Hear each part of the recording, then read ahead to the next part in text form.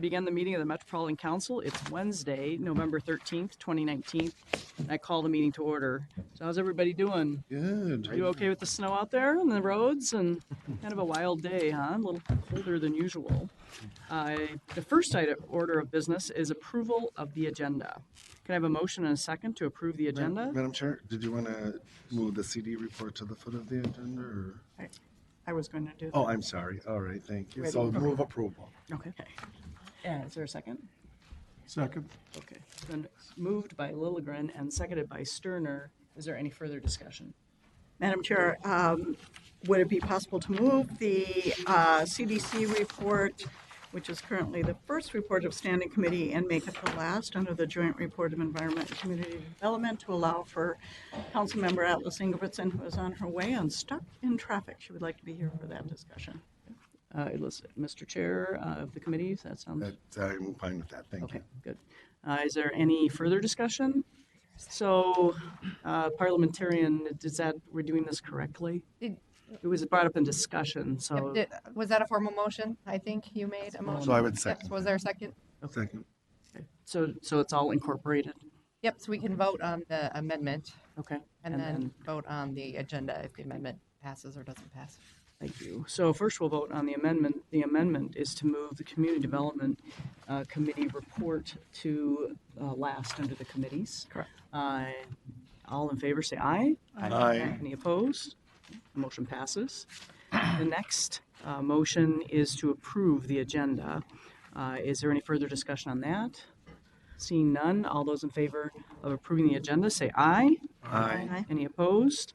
Okay, and the motion is adopted. Thank you. Approval of minutes. The next order of business is approval of the minutes from the October 23rd meeting. Can I have a motion and a second to approve the minutes? So moved. Okay. Second. It's been moved by Sterner and seconded by Lilligren. Motion of approval of the minutes. Is there any discussion? Seeing none, all those in favor say aye. Aye. Any opposed? Okay, the motion is adopted. Next, members, we have a public invitation. As you know, this is an invitation to interested persons to address the council on matters not on the agenda. Public comment on the agenda items has occurred in the respective committees. And so Liz has gotten a list. I believe there are 12 people. Oh, 4 are going to speak? Okay, I see. So there will be 4 people that are going to speak.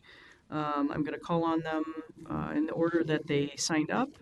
The rules are that you have 3 minutes, and so please limit your comments to 3 minutes.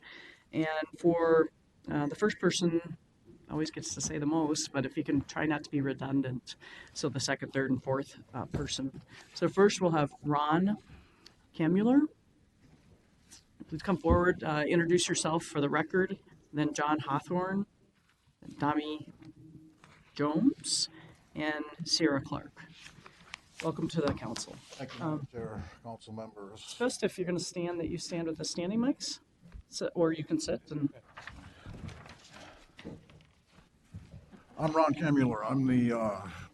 I work for Metro Transit. My job is I'm the second shift foreman, maintenance foreman on the Green Line. I'm also the executive board member representing all the LRT maintenance folks, vehicle maintenance, signalmen, traction power folks, and the track group. With me today is John Hawthorne. He's the previous board member. We came to speak to you about the internship program that is currently being run and some of the problems with it. If you have any questions while I'm talking, please ask me.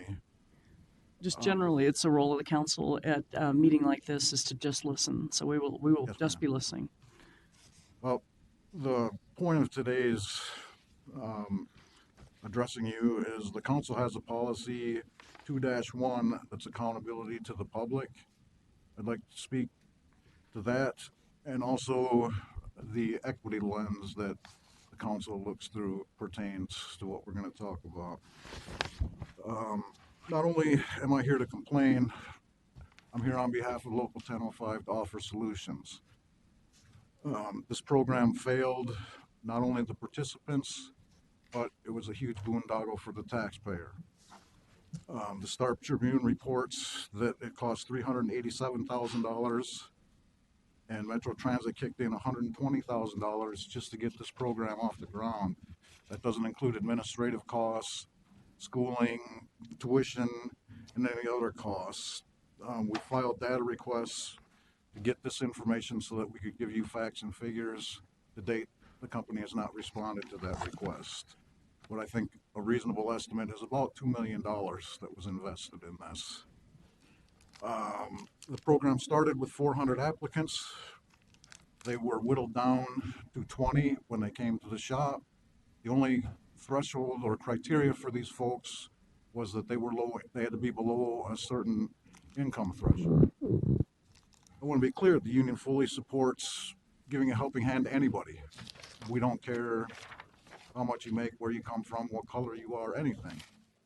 We include everybody, but we do ask that people demonstrate a little aptitude before we put them in an industrial environment where the consequences are death, and they're frequent. We had several near misses in this program. We escaped without injury or death, which I don't know how we did it, but we did it. These kids, after a summer, they spent the first part of their program being trained by Metro Transit management, and they would come out in the shop and the ATU members would mentor these young people. When this started, we were already down to 15 from the original 20. And management worked with Hennepin County Technical College to create the first of its kind in the country. They touted this all over the media, all over the industry for a rail car maintenance program. Well, I called Hennepin Tech and inquired about enrolling in this program. This program no longer exists. So this was not a success, but yet management was out bragging, collecting awards. As it stands today, we're left with 5 people, 5 of the 20 that we spent all this money on. Only 1 out of 5 the first time they have to pass the same entrance test that all of the maintenance folks have to pass. 1 out of 5 passed. So then management wanted to have meetings about this. You know, that's your 3 minutes. I know. So can you wrap up very shortly? Yes, ma'am. At the end of the day, this was a real disservice to not only these young people, but to the taxpayers. I think there needs to be accountability. When you look at, I've asked for the aggregate data of this test. How are we, the Council Policy 4-1AA states that it's got to be fair and equitable to everybody of every race, creed. And on its face, 3 of these young folks that couldn't pass are Asian. So on its face, that raises a question. And we're trying to get that data. The company is stonewalling. All we want to do is conduct our business intelligently and be sure we get people in here. And in the end, I would tell you that the big solution here is an apprenticeship program. Unions demonstrated we have the ability to train people. That's the right answer. Okay. The root cause is Thank we don't you. have enough people. Thank Thank you. Thank you. John Hawthorne, or Oh, yeah, no, if I could just add on to it a little bit. These young men and women, I think it's all men left, have done everything Metro Transit has asked them to do. They've worked full-time and gone to school full-time for the last 2 years. They've been working with mechanics on light rail vehicles the entire time. And after the first year, they're expected to start working alone. And all of them have.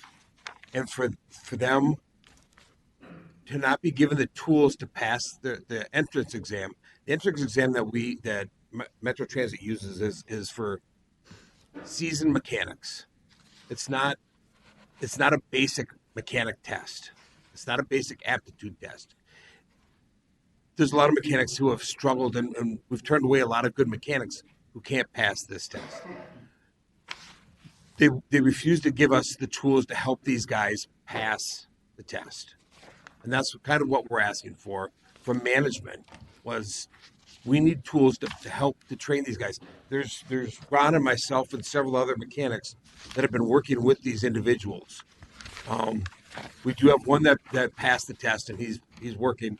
We have a second one who passed the supposedly more difficult signals test and is now with the signals department and working. That leaves three left. One of those has passed the signals test, but there's currently no openings. So that's kind of where we're at. And Ron makes a valid point that this program didn't work. We told him it was going to be difficult from the start, and management pushed it through. I don't know where the push came from, but it works. It works at bus, but bus is different than rail in that aspect. So it just didn't have the support when it came over. An apprenticeship program would work, and I believe that there's enough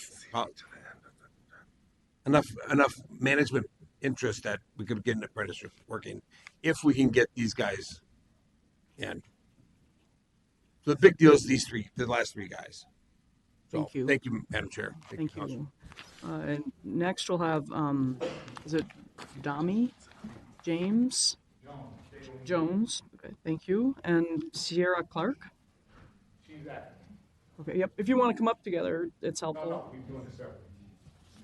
Before I address it, I'd like to say that Ryan Timberland, the ATU 1005 president, he has signed up to speak, I believe, after me.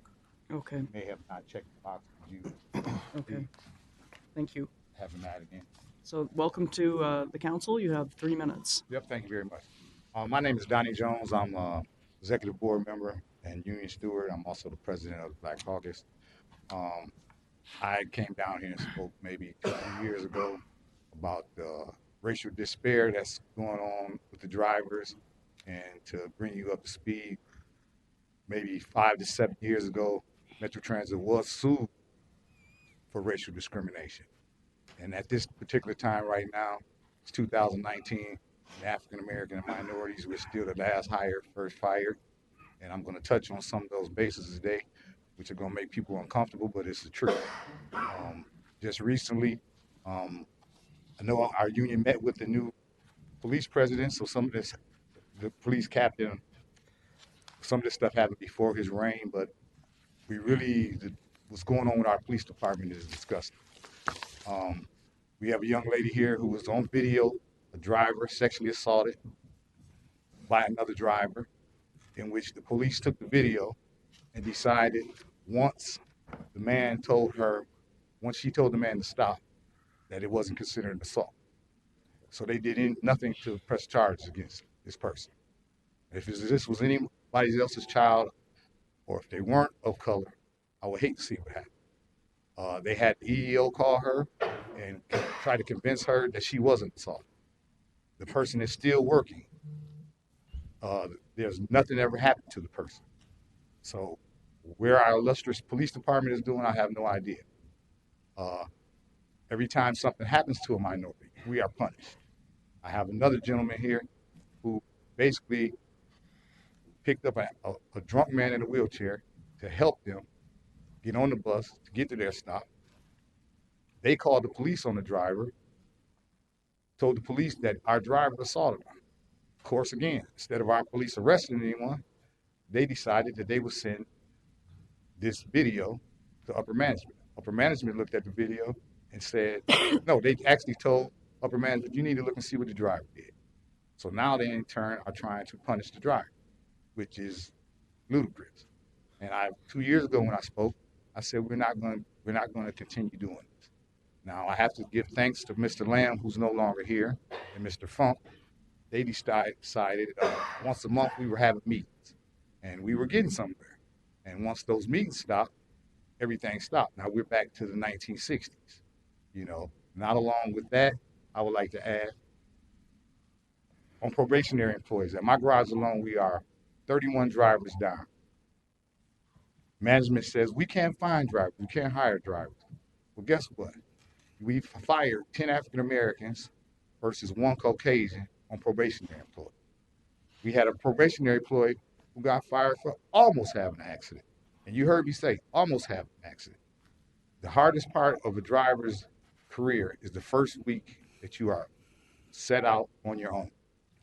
It's too hard. And basically, he rode, he was at a stop sign, he rode, the train came, blew the horn.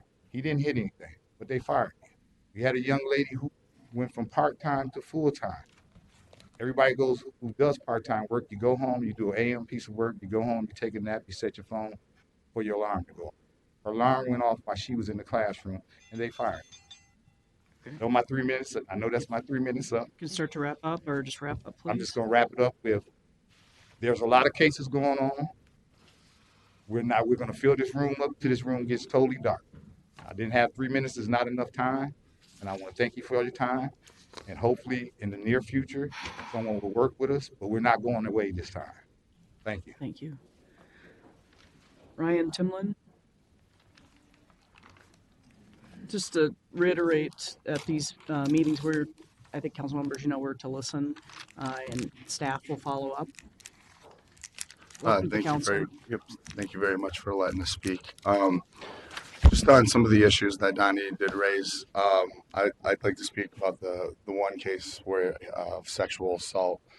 Did deal with an operator, and I have a bit of a different view on it. I think that things were done wrong by the operator who did approach the female, but I feel what is the worst part is how the female was treated afterwards, and that's where my contention comes in. It could have been dealt with in a better way. We are having a meeting at the end of this week with management about the issue. I do want that to let known that this is not dropped, and we are meeting up with some of upper management because this issue, it could have been dealt with better, and it would not have led down to the tensions that are building inside the workplace right now around these issues if it would have been dealt with a little bit better. The other issue is he raised that there was a gentleman who the police were called. Two drunk gentlemen that this driver helped assist onto the bus claimed that he tried to assault them. That's what triggered the police to go and view this video. Things were not dealt with in the best way, but to not take any consideration for what our operators are going through on a daily basis right now with construction, the delays, and the fact that this gentleman was on a detour and these guys were mad that they couldn't get off at where the bus would normally stop at when it was on a detour, which triggered this incident. A lot of that could have been taken in consideration, and we feel the discipline should have been dealt with in a different way. And we've seen a number of incidents where people have done worse than this gentleman did and did not get what this gentleman received. The last thing I do want to address is what John Hawthorne and Ron Kamula were addressing. We worked hard to try to get something in the company to at least address an apprenticeship program, and this came through. But what hurt it from the beginning was light rail is a very small department, is not the size of bus operations. They put too many people into it. It was too much pressure, and a lot of people got left out. In my opinion, this could have been better, and I do agree an apprenticeship, a real apprenticeship program is the way to go. ATU is reaching out to management to address that. But I feel these guys did not fail the program failed them. And that's why we're here, because it just feels like they were abandoned at the last minute when it counted most, and our members stepped up to help these kids get through. When they were told they were going to be brought through and not really helped out when it mattered most. And that's where a lot of our frustration is coming from right now. And we want these issues addressed. Just to go back to the issue with the operator, I see Mr. Kustra is here today. I'd like to extend an invitation out to Mr. Kustra that we set up meetings like Brian Lamb and Brian Funk and us had in the past. We were moving forward. It feels like we're taking a step back at this time right now. Thank you. Thank you. And we have one more, Sierra. Staff, we're following protocol, correct? Okay, just double checking. We just ask for people's names. So if you could introduce yourself with your name so we know who you are, and welcome to the council. Hi, I'm Sierra Clark. I'm the driver that Ryan and Donnie were talking about, who was assaulted while driving the bus. I was sexually harassed while driving the bus. And I think one of the things that upset me the most is that it was by another employer who was in uniform. Customers were on the bus. I had a shield, something that was made there to protect me, and then still I got assaulted while trying to do my job. This happened way back in August, and I'm still left just as clueless as I'm sure nothing happened, but no one's reached out to me. No one cared. I feel like everyone felt like this would disappear and I would just give up. Eventually, I stopped feeling like the victim and felt like I did something wrong. And as a woman, we're encouraged to talk about things like this. And I feel bad that I spoke up and I was turned against from the police department, who did not communicate with me at all with the case after it happened. Everything went through my manager and he answered, never got one phone call back, anything. Some of the upper management, they didn't even see the tape and they would call me with things like, oh, well, we heard from others that this was a hug or this was this. And so it started leading to frustration for a job that I really love. It started challenging my job. I just want us all to be equals.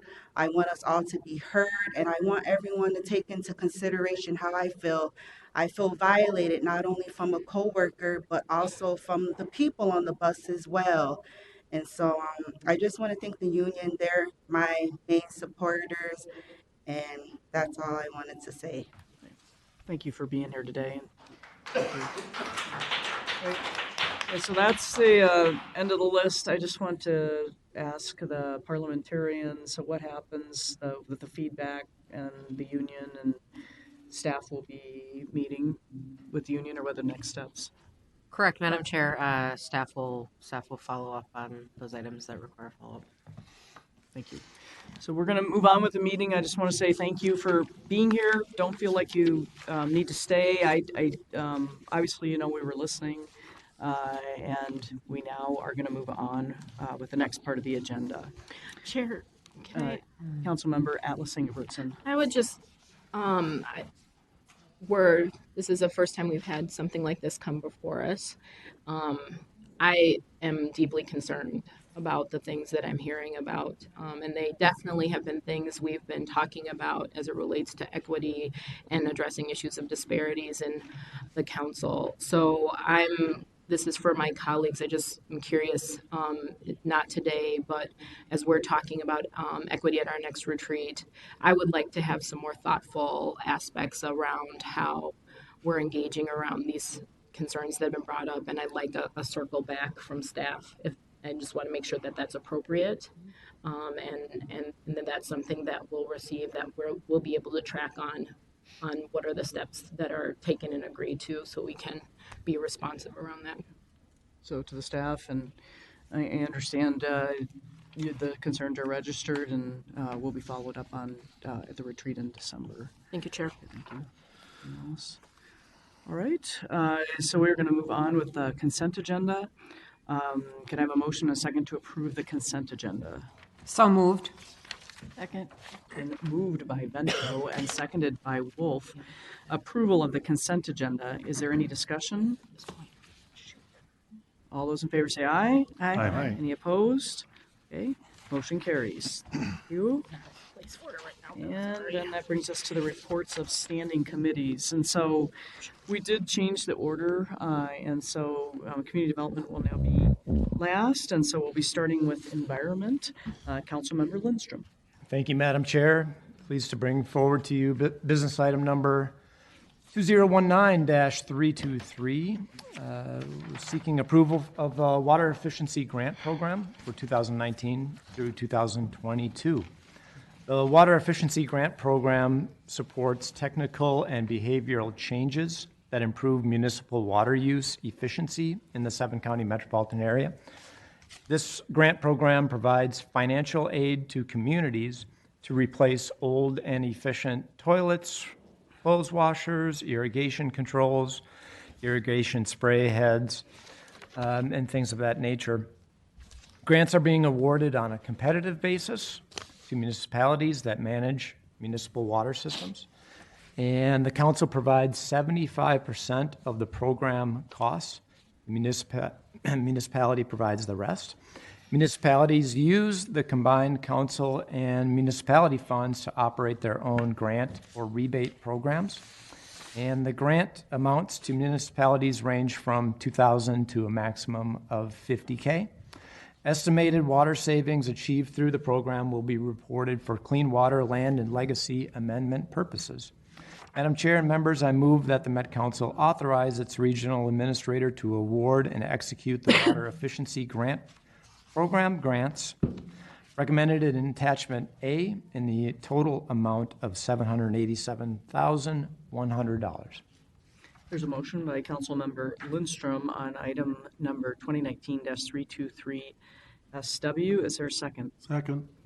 It's been seconded by, Councilmember Sterner. All those in favor, is there any discussion? Councilmember? Question. Thank you, Madam Chair. I noticed in the report that there was $37,757 in remaining funds from the 2015 to 2017. Is that money that was not able to be spent? The community decided not to go forward with a project? That was one question that I had. And then, is there a specific amount of time that a community has to expend the funds if they're awarded a grant? Those are excellent questions. That didn't come up in our committee, so I'm wondering if there's someone from staff that could address those questions. Mr. El Hassan. Okay. Welcome to the council. If you'd like to address the questions. Madam Chair, council members, my name is Ali Al Hassan. I'm the manager of water supply planning.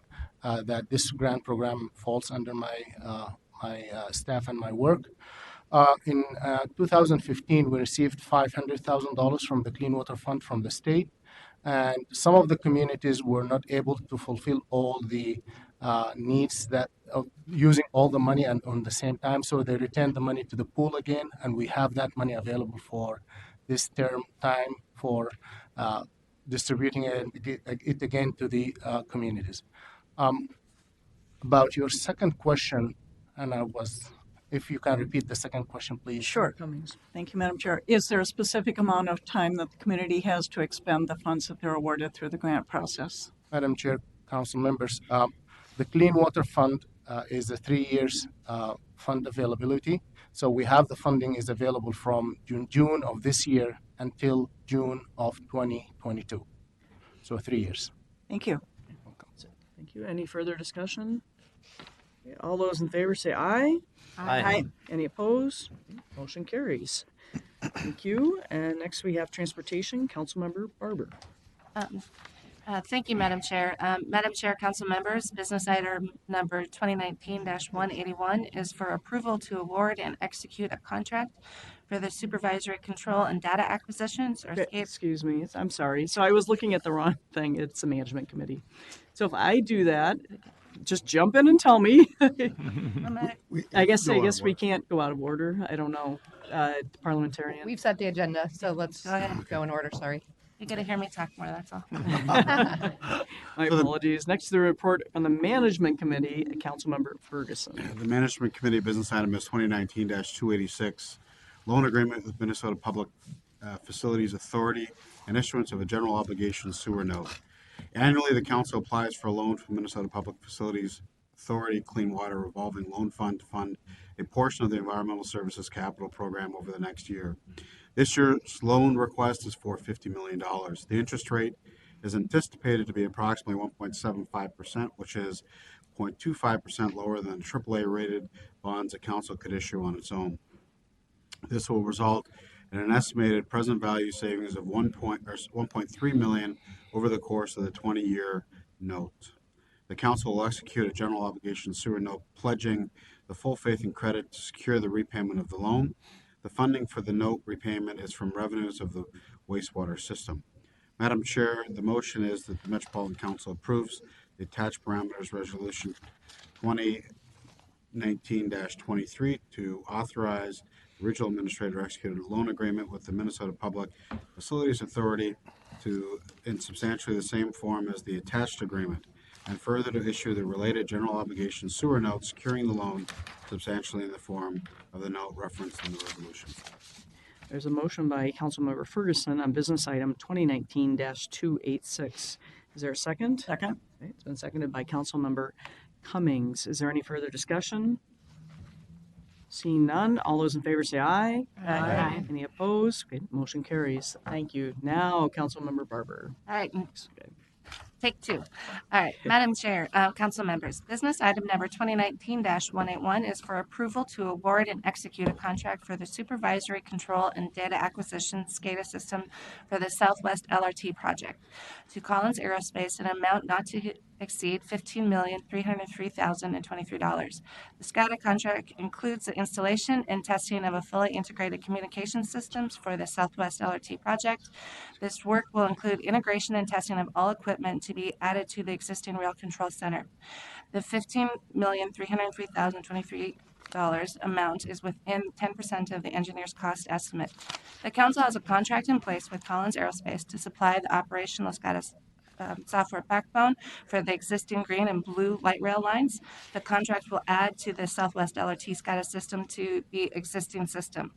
Authorization to negotiate this sole source contract with Collins Aerospace was approved by the council at the February 8th, 2017 council meeting through business item 2017-28.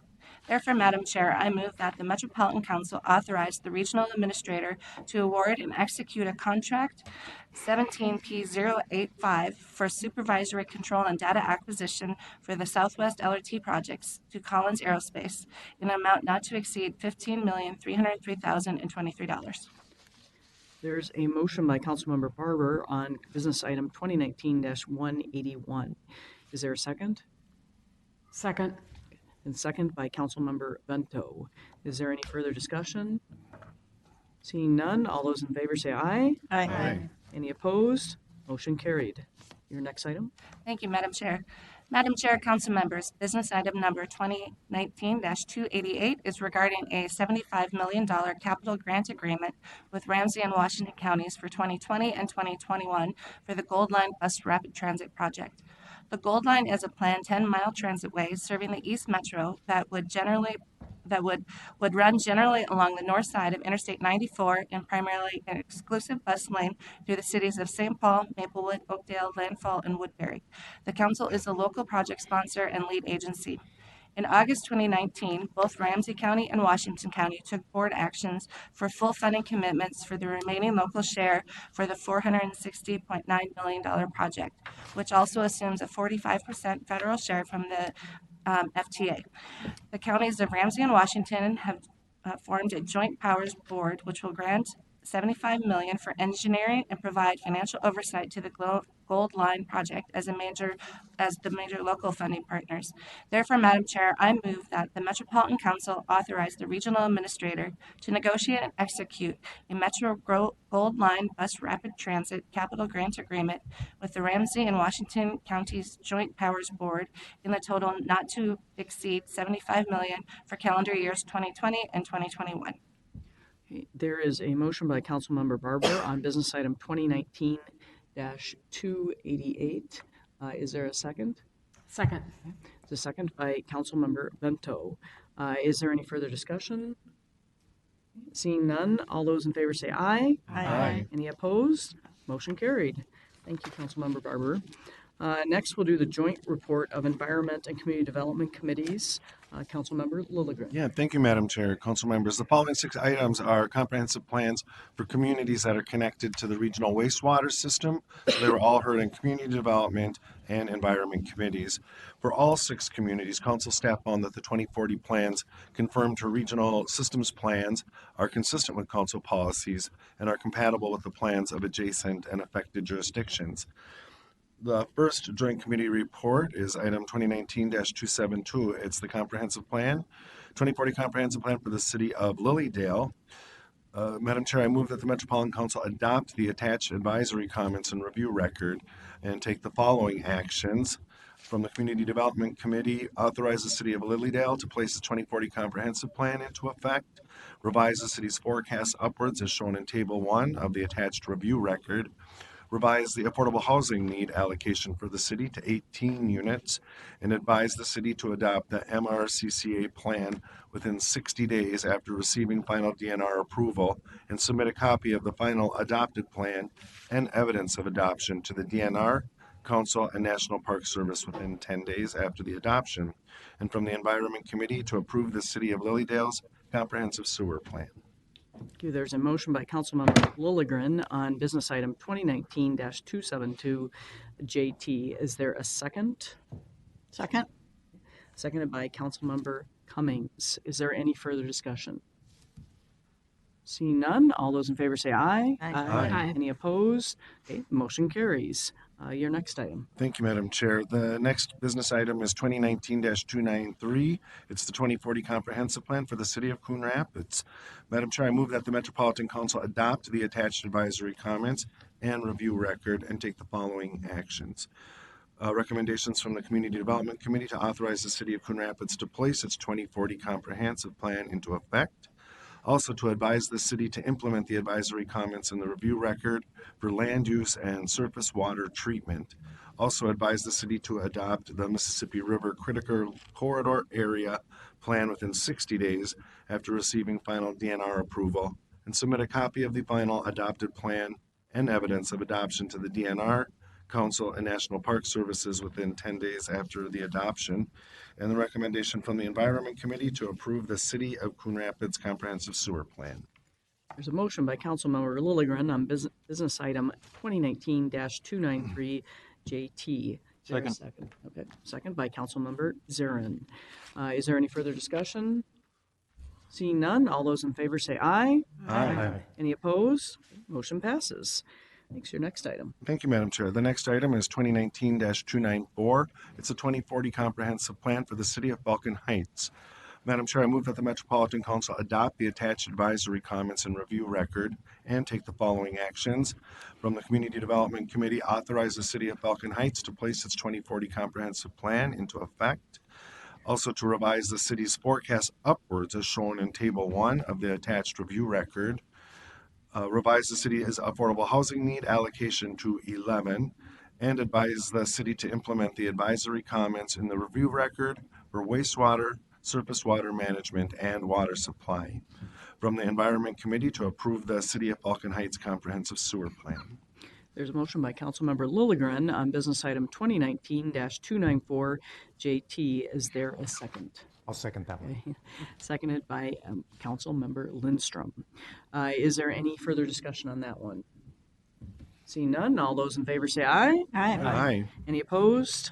Okay, motion is carried. Okay, your fourth item. Thank you, Madam Chair. The next item is business item 2019-295 to authorize the 2040 Comprehensive Plan for the City of Corcoran. Madam Chair, I move that the Metropolitan Council adopt the attached advisory comments and review record and take the following actions. Recommendations from the Community Development Committee to authorize the City of Corcoran to place its 2040 Comprehensive Plan into effect. Also, revise the city's sewer service forecast upward as shown in Table 2 of the review record. To revise the city's 2021 to 2030 affordable housing need allocation to 377 units.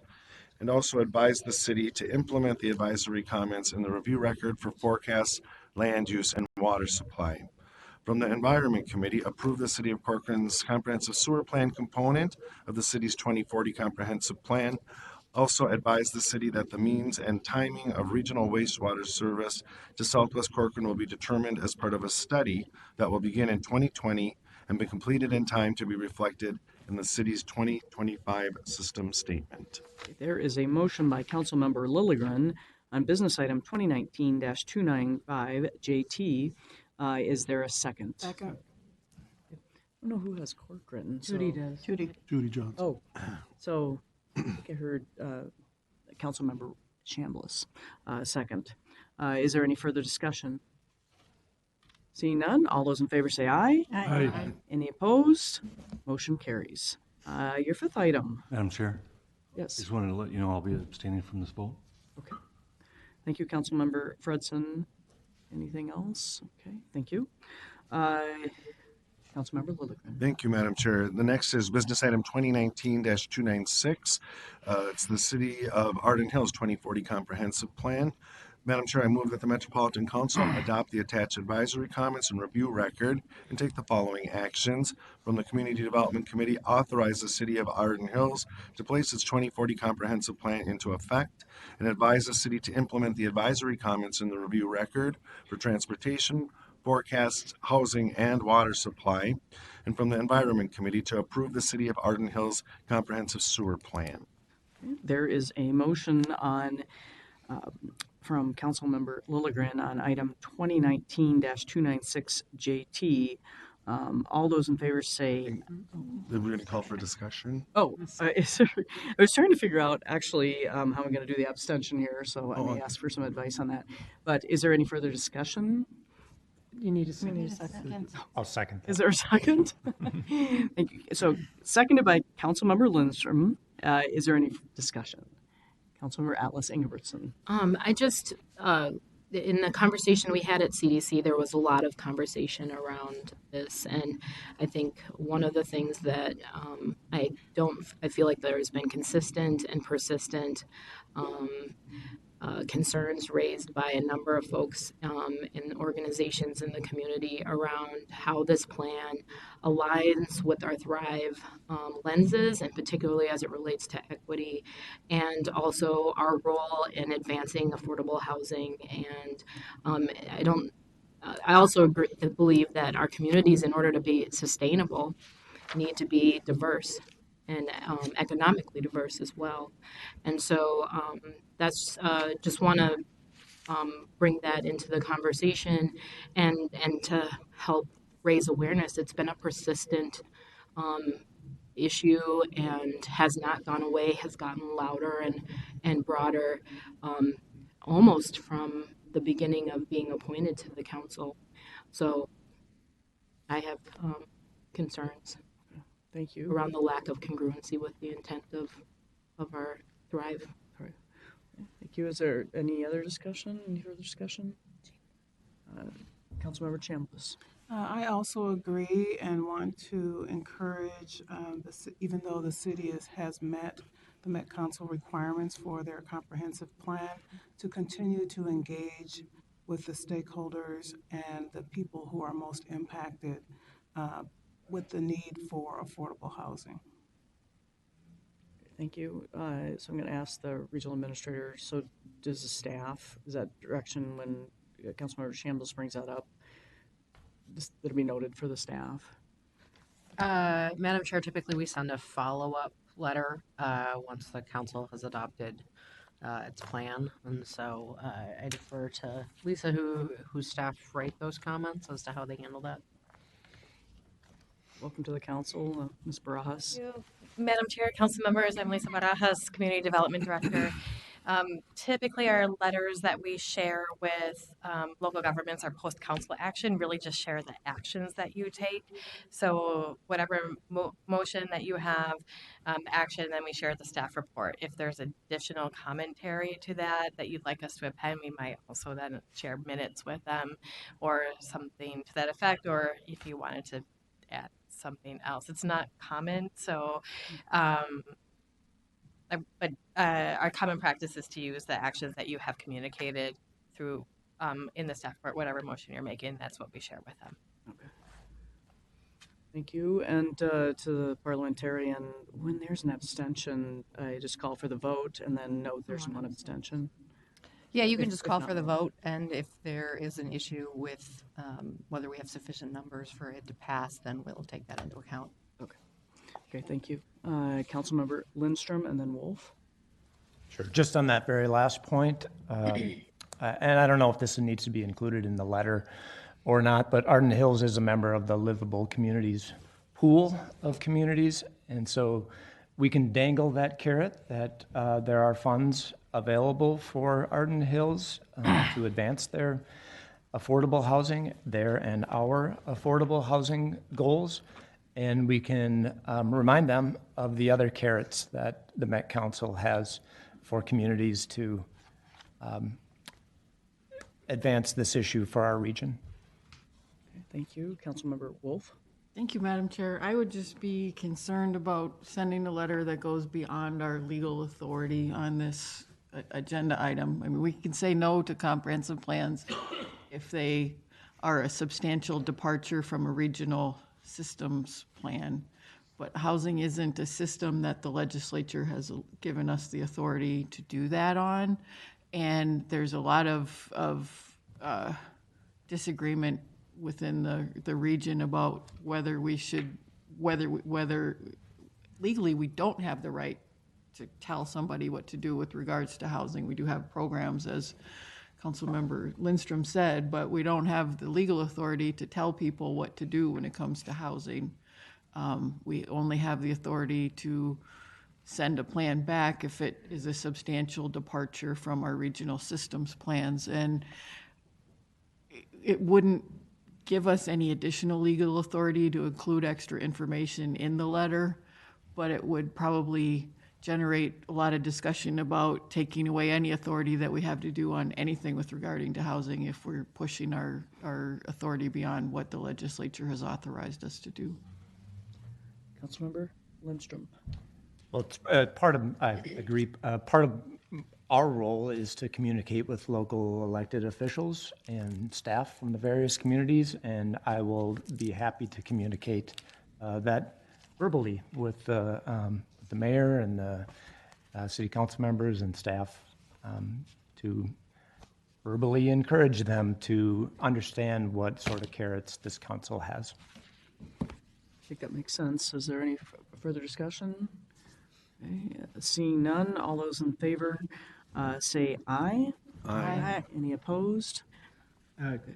Yeah. So one opposed. Two, I think. Number two. Okay. Two opposed. Okay. Motion passes. Thank you. Next, your last item. Thank you, Madam Chair. Business item 2019-297 is the City of Hampton 2040 Comprehensive Plan. Madam Chair, I move that the Metropolitan Council adopt the attached advisory comments and review record and take the following actions from Community Development Committee. Authorize the City of Hampton to place its 2040 Comprehensive Plan into effect. Also revise the city's forecasts upwards as shown in Table 1 of the attached review record, and advise the city to implement the advisory comments in the review record for surface water management. From the Environment Committee to approve the City of Hampton's comprehensive sewer plan. There's a motion from Councilmember Lilligren for business item 2019-297 JT. Is there a second? Second.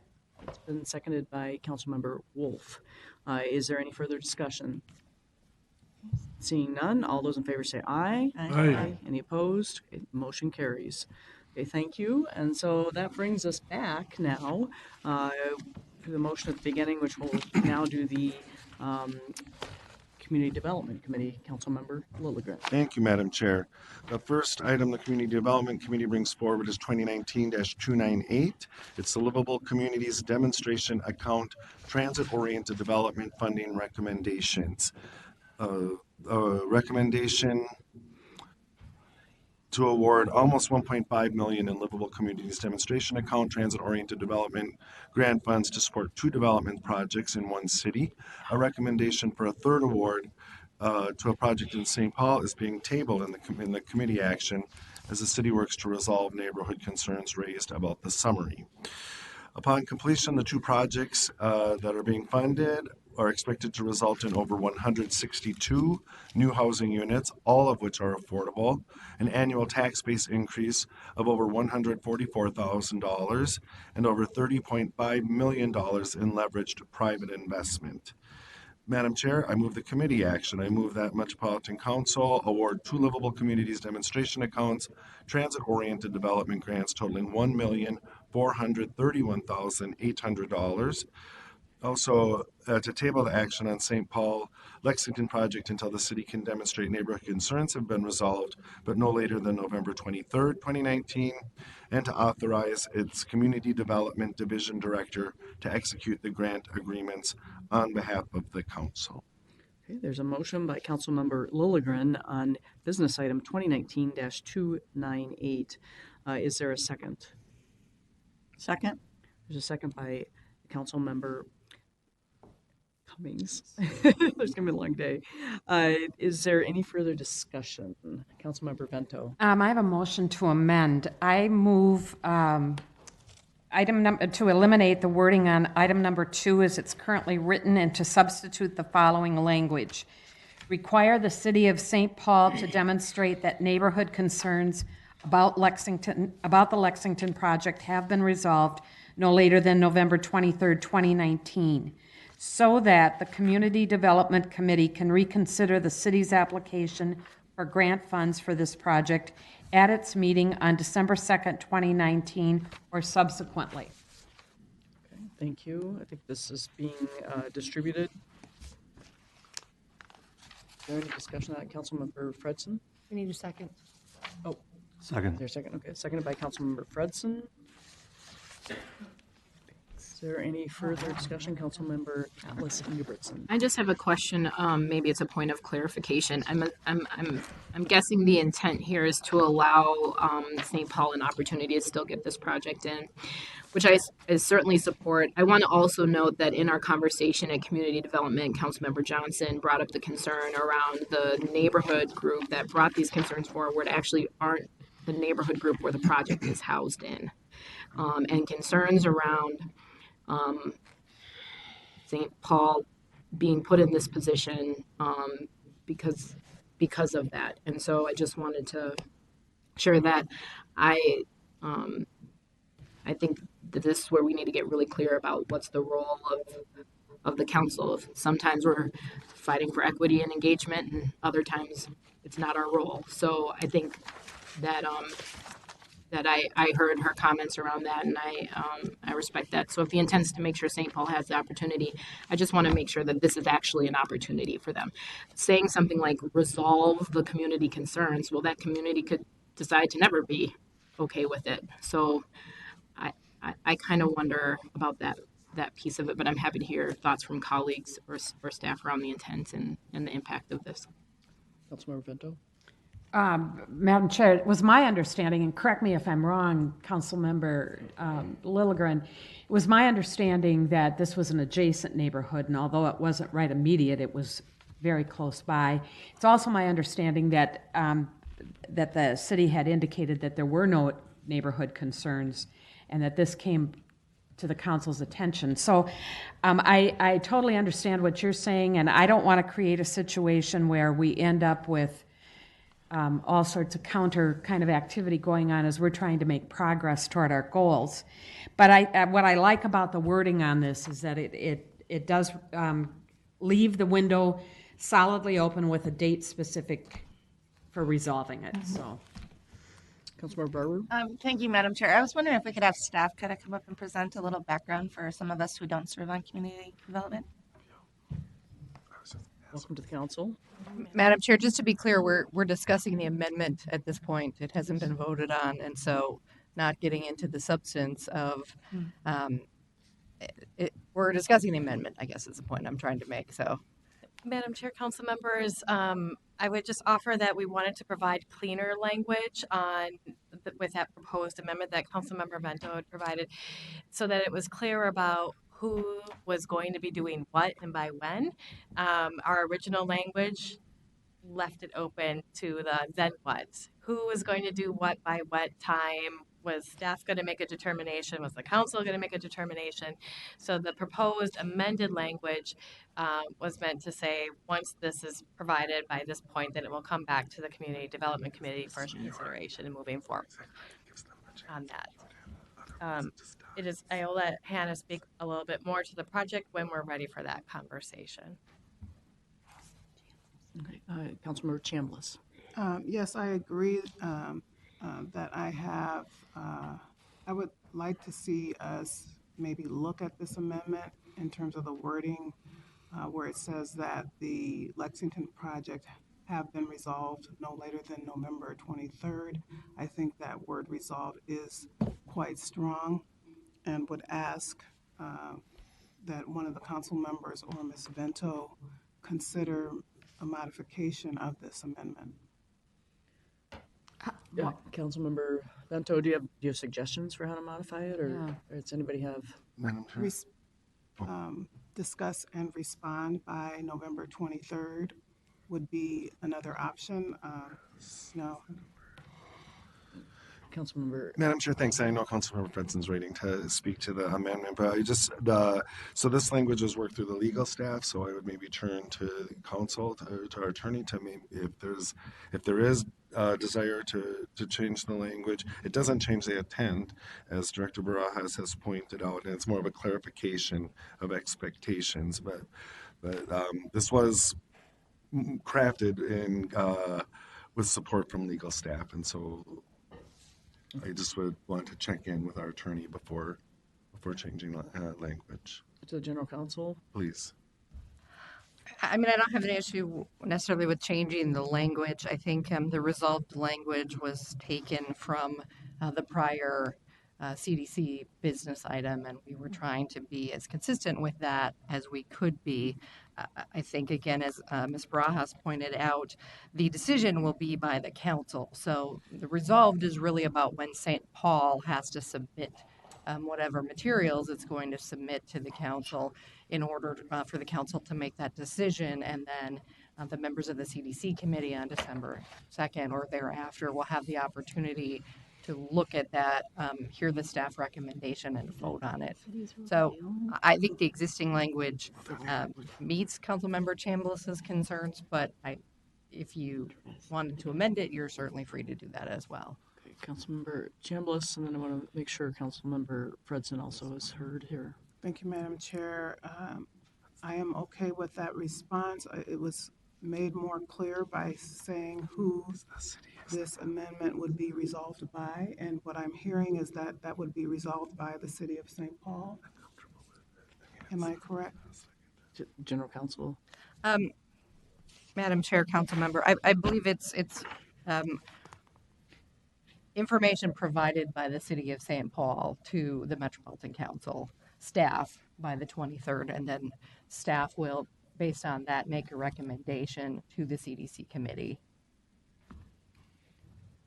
Okay, let's have Councilmember Fredson and then Atlas Ingebrigtsen. Thank you, Chair. Yep, so if that's the legal definition of have been resolved,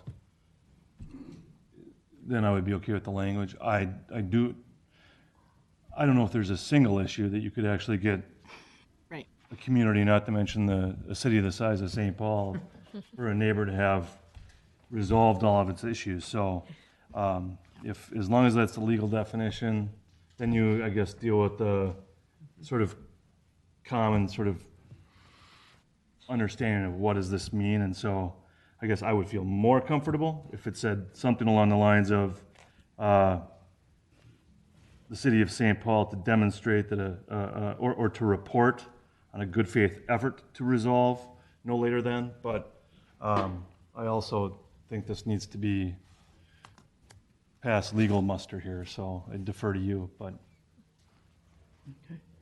Let's Councilmember Atlas Ingebrigtsen. My thoughts were along the same spirit as what Councilmember Fredson shared. Having worked for large institutions, resolving is not possible. But I think the spirit of addressing, and I think that addressing sometimes can be too passive as well. So, having a good faith effort and reporting back on what was heard and working to resolution if that's a thing. But I think that it's clear that through this process, it's going to be coming back, and that the committee will be able to make that determination if the issues are great enough that it precludes them uniquely from the other projects as they were understood and graded or rated as it relates to this project. Well, it sounds like we've come to be supporting the original language, is my understanding, and that it will be up, like you said, to the committee then to, if they don't seem to be demonstrating resolve or, to work on and figure that out. Madam Chair. Councilmember Vento. Madam Chair, I think all of us who serve on the committee have really heard what everybody is concerned about, and we will make sure that we're diligent on this. And I don't think we need to be concerned about the language. I think it's been good discussion. So. Okay, so we will take a vote on the language or the amendment, which is on the handout. All those in favor of the amendment say aye. Aye. Aye. Any opposed? Okay, so the motion carries and the amendment is added, and that brings us down to, back to the original motion on 2019-298. Councilmember Barber? Thank you, Madam Chair. I just want some clarification of why we're not following the guidance that was provided by the Livable or the LCAC. They're independent and look at these applications and score them. So I just would like some context. Staff? Madam Chair, council members, the 3 recommended projects in this table are the recommended projects from the LCAC. It was just a reconsideration of the Lexington project because of some information that had come to our attention, I think, after the last LCAC meeting. So we weren't going against the LCAC recommendation, but just adding a caveat to be sure all of those T's are crossed and I's are dotted on that one. Thank you. That helps clear up what is a little bit confusing in the report. Thank you. Councilmember Lilligren? Yeah, thank you, Madam Chair. I just wanted to speak briefly to the main motion, and there was a project in the city of Minneapolis as not being recommended for funding. It's called the Snelling Yard Project, and it's a high priority within the city of Minneapolis. I've had a lot of contact from the developer, the community, the mayor of Minneapolis, the council member for the area, the senator for the area about this project. And I want to just be clear, it's a good project. It's a really good housing project that has addressed a number of community concerns and interests. It just didn't score very well in this category. It would be likely that if we work with the developer to apply within a more appropriate funding source within the Met Council's livable communities funds, it could score well. That's happened in the past with projects from the city of Minneapolis, and so I just want to make that clear that I think this is a good project, and I look forward to working with the developer, with the city, to hopefully prepare an application for a more appropriate funding source. Thank you, Councilmember Lilligren. I also received several calls about this, as I know did other people. And so one thing I wanted to say about that is the chair of the committee is out there, Mayor Joe Emerson, if you want to raise your hand, who worked with the committee on making these initial decisions. And that happened to be a meeting I went to when they were voting and scoring. And you know, having served on tab, having gone to meetings like this, and Joe's been a mayor, and our cities are next to each other. You know, these are tough decisions, and we have rubrics on how we score things, and there are reasons, as the staff will surely tell us, why people are making it or not making it, and there's some elements there, right, that didn't quite fit, but people can come back, right, and they can do this, you know, next year. And so I think that's the tough thing is with any of these issues, there's always sort of some politics involved. Mm-hmm. And I think we all want the best for these projects. We want the best projects to move forward, but we have to stick to our criteria or we're going to be funding potentially willy-nilly, right? And I think, so I appreciate your comments. Thank you.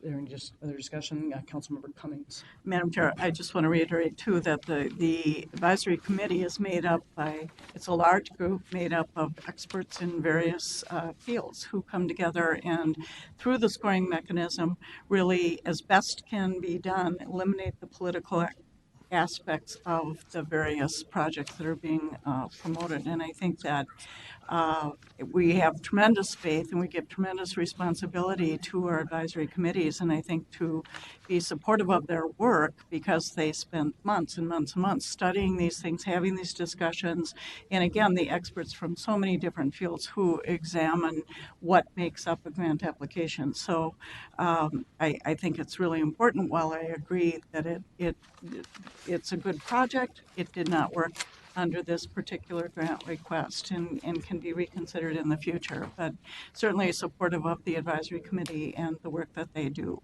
Yes, exactly. And there was a healthy discussion, right, that day, as there often is in these committees and is on tab in particular. And that's the really good role, really, of what the Met Council does, right? We're a regional planning body. This is not supposed to be easy. That's what we talked about that day. But if you can't change things, well, once they've been decided, at least based on that rubric. Councilmember Bento. Well, in addition to doing a shout out to Mayor Emerson, I also want to acknowledge Hannah, Gary.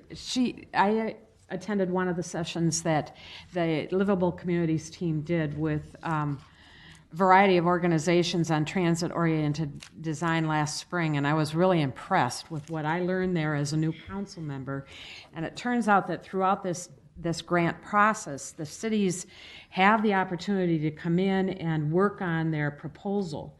And I think for cities, it's just critically important. If they want to get the grants, then follow the leads. Follow the breadcrumbs to the pot of gold, because it's there, but you gotta get engaged. So Absolutely. Good. Any further discussion?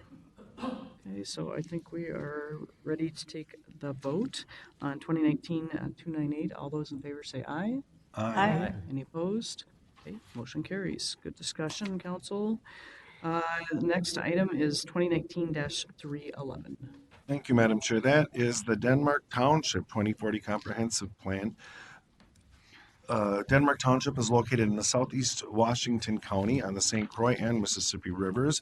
Authority MSP 2040 guides the township as a diversified rural community. The township is expected to increase by 280 households between 2020 and 2040 and experience minimal employment growth. Council staff finds that the 2040 plan conforms to regional systems plans, is consistent with council policies, and is compatible with the plans of adjacent and affected jurisdictions. Madam Chair, I move that the Metropolitan Council adopt the attached advisory comments and review record and take the following actions. First, to authorize Denmark Township to place its 2040 comprehensive plan into effect. Second, advise the township to implement the advisory comments and the review record for surface water management and forecasts. And within 60 days after receiving final DNR approval, the township must adopt the MRCCA plan and submit a copy of the final adopted plan and evidence of adoption to the DNR Council and National Park Service within 10 days. So Councilmember Lilligren has made a motion on business item 2019-311. Is there a second? Second. It's been seconded by Councilmember Gonzalez. Is there any further discussion? Seeing none, all those in favor say aye. Aye. Any opposed? Motion carries.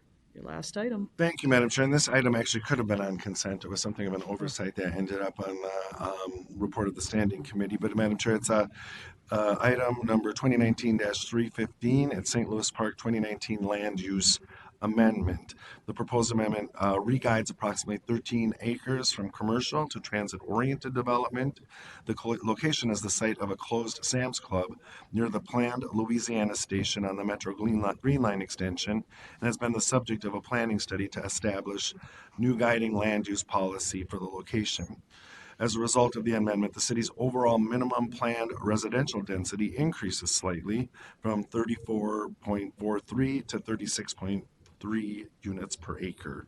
Council staff finds that the proposed amendment confirms to regional systems plans, is consistent with council policies, and is compatible with the plans of adjacent and affected jurisdictions. Madam Chair, I move that the Metropolitan Council adopt the attached advisory comments and review record and take the following actions. Adopt the attached review record and allow the City of St. Louis Park to place the 2019 Land Use Amendment Comprehensive Plan Amendment into effect. Revise the city's forecast upwards as shown in Table 2 of the attached review record.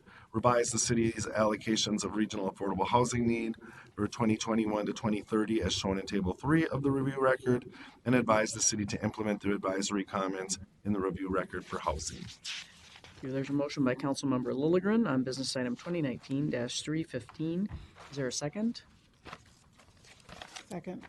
Second by Councilmember Chambliss. Is there any further discussion? Seeing none, all those in favor say aye. Aye. Any opposed? Okay, motion carries. Okay, thank you. So that's the end of our standing committees reports, and that brings us to other business. We have two information items tonight, Council, and they're both, I don't know, fairly lengthy. I guess the second one is on body-worn camera policy. The first one is on the 2019 update of the regional forecast. And so if the staff would like to come forward, Mr. Graham, if you'd like to introduce yourself, and welcome to the council. Thank you, Madam Chair. I'm Todd Graham. I'm the principal forecaster in Met Council's research team. Our team forecasts employment, population, and households with a 30-year horizon for the region and also for all the cities and towns in the region. We are bringing you today a biennial update of the region level forecast and also a discussion of the trends that this work suggests. Since it's already dark outside, I'm going to try to proceed through this at a rapid pace. It's darker a lot earlier now, you know. So yeah. I will focus on the aspects of this that are new or that might be surprising. Some of you like to hear what's surprising. And I'll ask that you allow me to skip the material that you've probably heard before. Jumping right in then, I will start with the usual front matter of why and how we forecast. Met Council is a planning agency, and any good plan is built on expectations about the future and about the conditions related to our planning and other activities.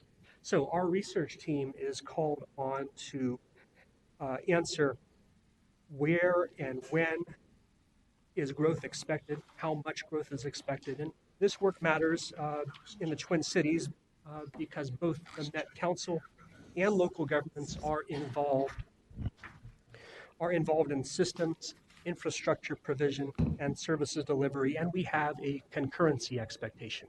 What I mean by that is regional and local agencies are planning for the same future, and this really is the path to planning success.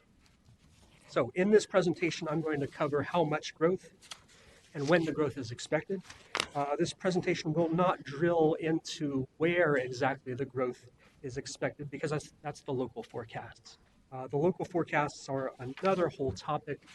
We are, with the report that we issued, that council staff issued today on our website, we are revising the regional forecast.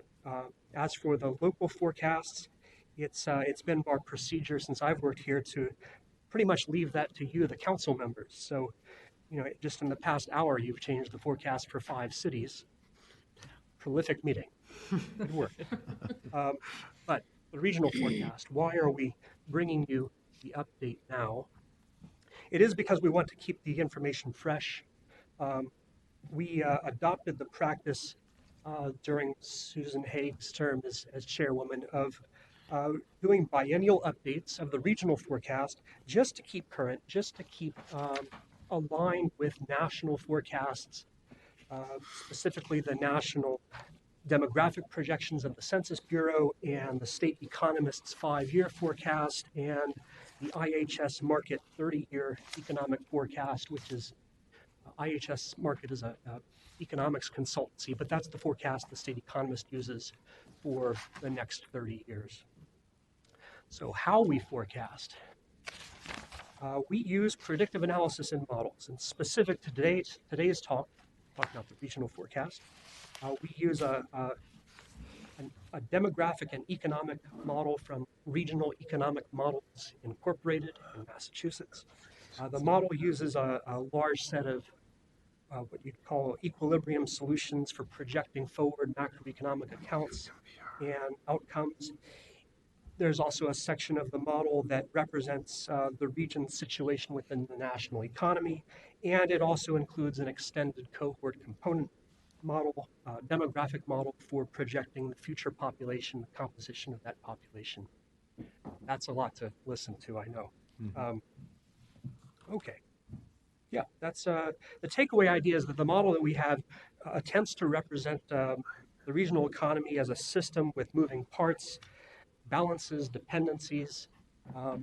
The greatest strength of this approach, in my view, is that it's an integrated, simultaneous forecasting of what's going on with the regional economy, employment, the workforce, and the population. All of it forecasted together. And if you are asked, as council members, if you're asked by anyone how Met Council's forecasts are so much better than Woods and Poole or the University of Virginia or whoever's, you can tell them that that's the reason, is that we're forecasting employment and population together. Okay, jumping into forecast results. This is the updated regional forecast that we've put on our website today. It is not the 1 billion people over 30 years that Councilmember Wolf will remember from the regional development framework. It is more modest than that. It is about 800,000 people over 30 years.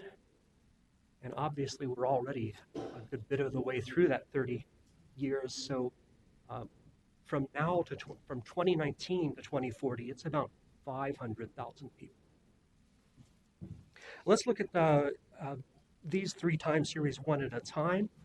Historically, this is the employment forecast. Historically, MSB has had great employment, a great economy since the Minnesota Miracle. We added jobs by leaps and bounds during the 1970s, 1980s, 1990s. You'll see on screen here there was one decade where we lost employment, and that was the decade ending 2010. That previous decade, our region was not a growth leader among our peers. And then on top of that, the whole nation suffered through a recession starting in 2008 and 9. So the regional economy, I guess you could say, coasted during that previous decade. And that did affect, you're going to see on the next 2 slides, it did affect population outcomes. Because, and maybe this is more true for our region than other metro areas, because employment growth and population growth really are very intimately connected in our region. Well, this is just looking at the decade-to-decade changes and where those changes came from, sorted into 2 categories. Either natural growth is more people being born than dying, and then the bottom series that you see is the net number of people migrating into the Twin Cities region from elsewhere. You know, in any given year, we have 95 to 105,000 people move from Twin Cities, but in those same years, we always have 90 to 100,000 people leaving the Twin Cities, so large numbers of people coming and going. But on net, adding it all up, there are some decades where we've gained more people, and there is one decade where we actually lost people. We lost people. This is, again, very much related to the economic and employment opportunities. That was the decade ending 2010 is the decade where we actually did not add jobs. That had a very remarkable effect on our population. I can say in this decade, the decade ending 2020, we probably will add about 300,000 people. That's a good, respectable amount of population growth. That number will be slipping as we go into the next 2 decades, and I will explain why shortly, but the preview is that demographics are tough all over. That's going to be the theme of the next couple slides. Yeah. So here's the population trend that resulted in an expansionary decade like this one. We add maybe 300,000 people. In future upcoming decades, that slows a little bit. I can say this slide and the previous slides were really top-line results. We can go deeper. The modeling system that we have and the analysis that we do allows us to drill into the details of the employment, the industries, the population. So I'm going to show you a couple storylines and slides from that.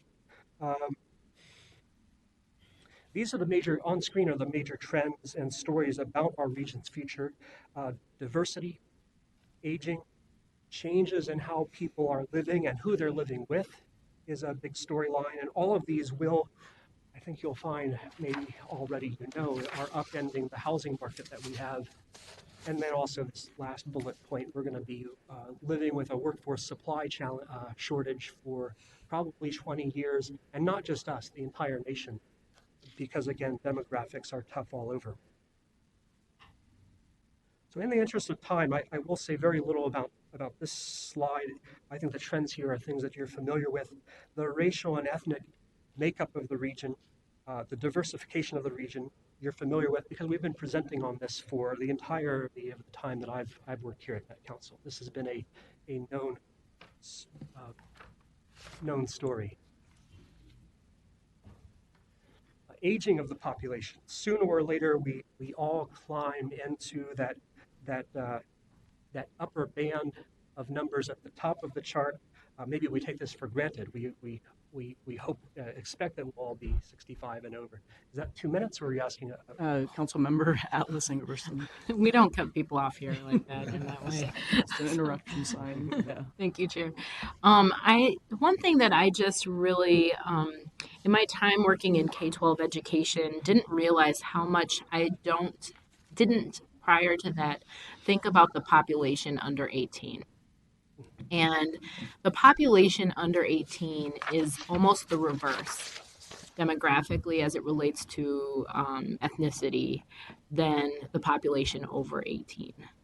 And I just think it would be something that it was really powerful to be confronted with that information and the types of situations and systems you need to have in place, the capacity you need to have inside organizations and institutions is different. Whether we're talking about language, intercultural competency and understanding and capacity, things like that. So I just think it would be really nice for us when we get the demographic information to see that information. It also helps us in the context of when we're dealing in plans that are out in the future. And I think those of us who spend most of our time in the adulting world, we don't have to confront that reality in the metro area, but I think it's one that's very important for us to have eyes for. So I would just love that to be included in future presentations and for us to be able to think through what does that really mean for us, especially as we have so many wonderful, youthful, young leaders who are stepping up with very grave concerns about the decisions that us adults are making every day. Thank you. There's some feedback for the future. Yeah, Madam Chair, I think our research team, or Joel Hudding or others on the research team we love to come and talk with you about the trends that we're seeing. So we can answer some questions today, and we can come back with another presentation on addressing targeted questions at another date. And I agree with your points. I was talking about the aging of the population, and that maybe we take for granted that we'll all end up in this upper band of seniors eventually. But that's historically new. It's historically new because of the medical and public health revolution and gains that we saw in the 20th century. So what we're seeing right now, these numbers really taking off. 307,000 seniors in 2010. That number doubles by 2030. This is happening because the baby boom generation, born in the 1940s, 50s, and early 60s, is really the largest generation up to that time and the first generation to really enjoy the longer life expectancies. Just a fun little trivia point. At the time that Social Security was created in the mid-1930s, the average life expectancy was, I think, 62. But you could get Social Security if you beat the life expectancy. Anyway, this is probably a story that you're familiar with, the aging of the population. I think maybe the next slide is one that you haven't seen. This is an accompanying time series. It tells a related story. Another thing that is happening. We have at the end of our modeling process, we have some calculations where we translate the population into household units. And a household, by the way, is any group of people that's living together, cohabiting in a house or an apartment. It could be a person living alone, 2 or 3 people. It could be a family. Any group of people living together in a housing unit is a household. So we have a households forecast, and this households forecast, I've divided it up into a couple of different market segments. You see that the market segments that are really the fastest growing, senior citizen-led households with people over 65. That's the fast-growing market segment. Those households tend to be smaller, 1 or 2 people typically. Now, in the middle of this chart, you have the working age and family age households with 2 or 3 or 4 people. That market segment is not growing as quickly. In fact, from 2020 to 2040, those red bars only gain maybe 50,000 households. And I will say that is significant because historically, this has been the market segment that the single-family home building industry has targeted and considered to be their target market. Who's going to buy single-family homes? Well, it's working age and family age people with kids. Those numbers are not growing as they historically did. So this is going to be a real shakeup in the real estate market in coming years as people adjust to this. Okay, in the interest of time, I don't have to say much about this. This is another great data viz explaining how the Twin Cities employers will find the next 250,000 workers to fill the next 250,000 jobs. I'm going to skip this and just for conservation of time. These are the storylines and the trends that we see coming out of the forecast model. The last one quarter of this presentation today is going to be answering how and why did these forecasts change since the regional development frame, since the Thrive MSP 2040 plan was adopted 5 years ago. The forecasts do change, as we said before. Generally on screen, there are these are the general abstract reasons that the forecast model will produce a new and different forecast when you run it every 2 years. Forecasts have changed and could change because of what goes into the model as programming or assumptions or data inputs. But specifically for 2019, this update that we've published today, the main reason that the 2019 forecast looks different is the last bullet point on here, that our regional forecast is situated within the environment of national forecasts that we are using. And I will describe describe some of the mechanics here. Okay.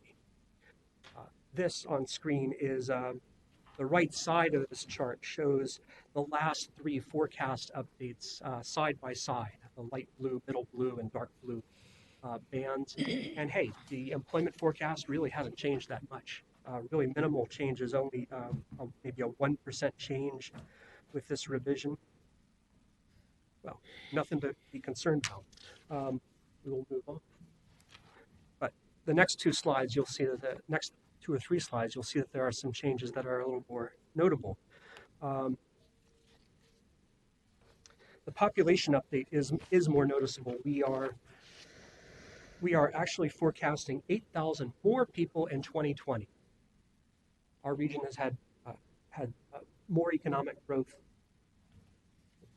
more population growth than we expected a couple years ago.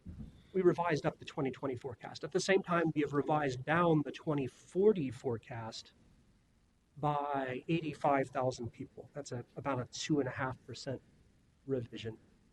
And so what's happening with this chart? What's happening here is I started this presentation saying that our regional forecast is situated inside of national forecast. That's a good way to think of it.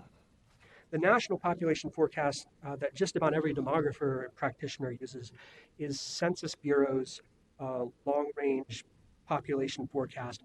They updated their work in spring 2018, and it was drastic. They clawed back their national 2040 population expectation by 5 million people. And the entirety of that minus 5 million clawback was due to cumulative reduction in international immigration over the next 23 years. So 2040 population noticeably smaller in 2040, according to the Census Bureau, and the reason is reduced immigration assumptions. So what that means for us, well, if the nation is losing 5 million from its 2040 forecast, that translates into about 85,000 fewer people in the Twin Cities because we are part of the nation. But now here's the really big revision in this update. Saved the largest for last. We are revising downward the number of households by about 6%, a 90,000 households revision for 2040. Roughly half of this is is due to the reduced population I discussed in the previous two slides. The other half of the revision is about changing household behavior and reduced household formation rates. If you're like me, you probably spent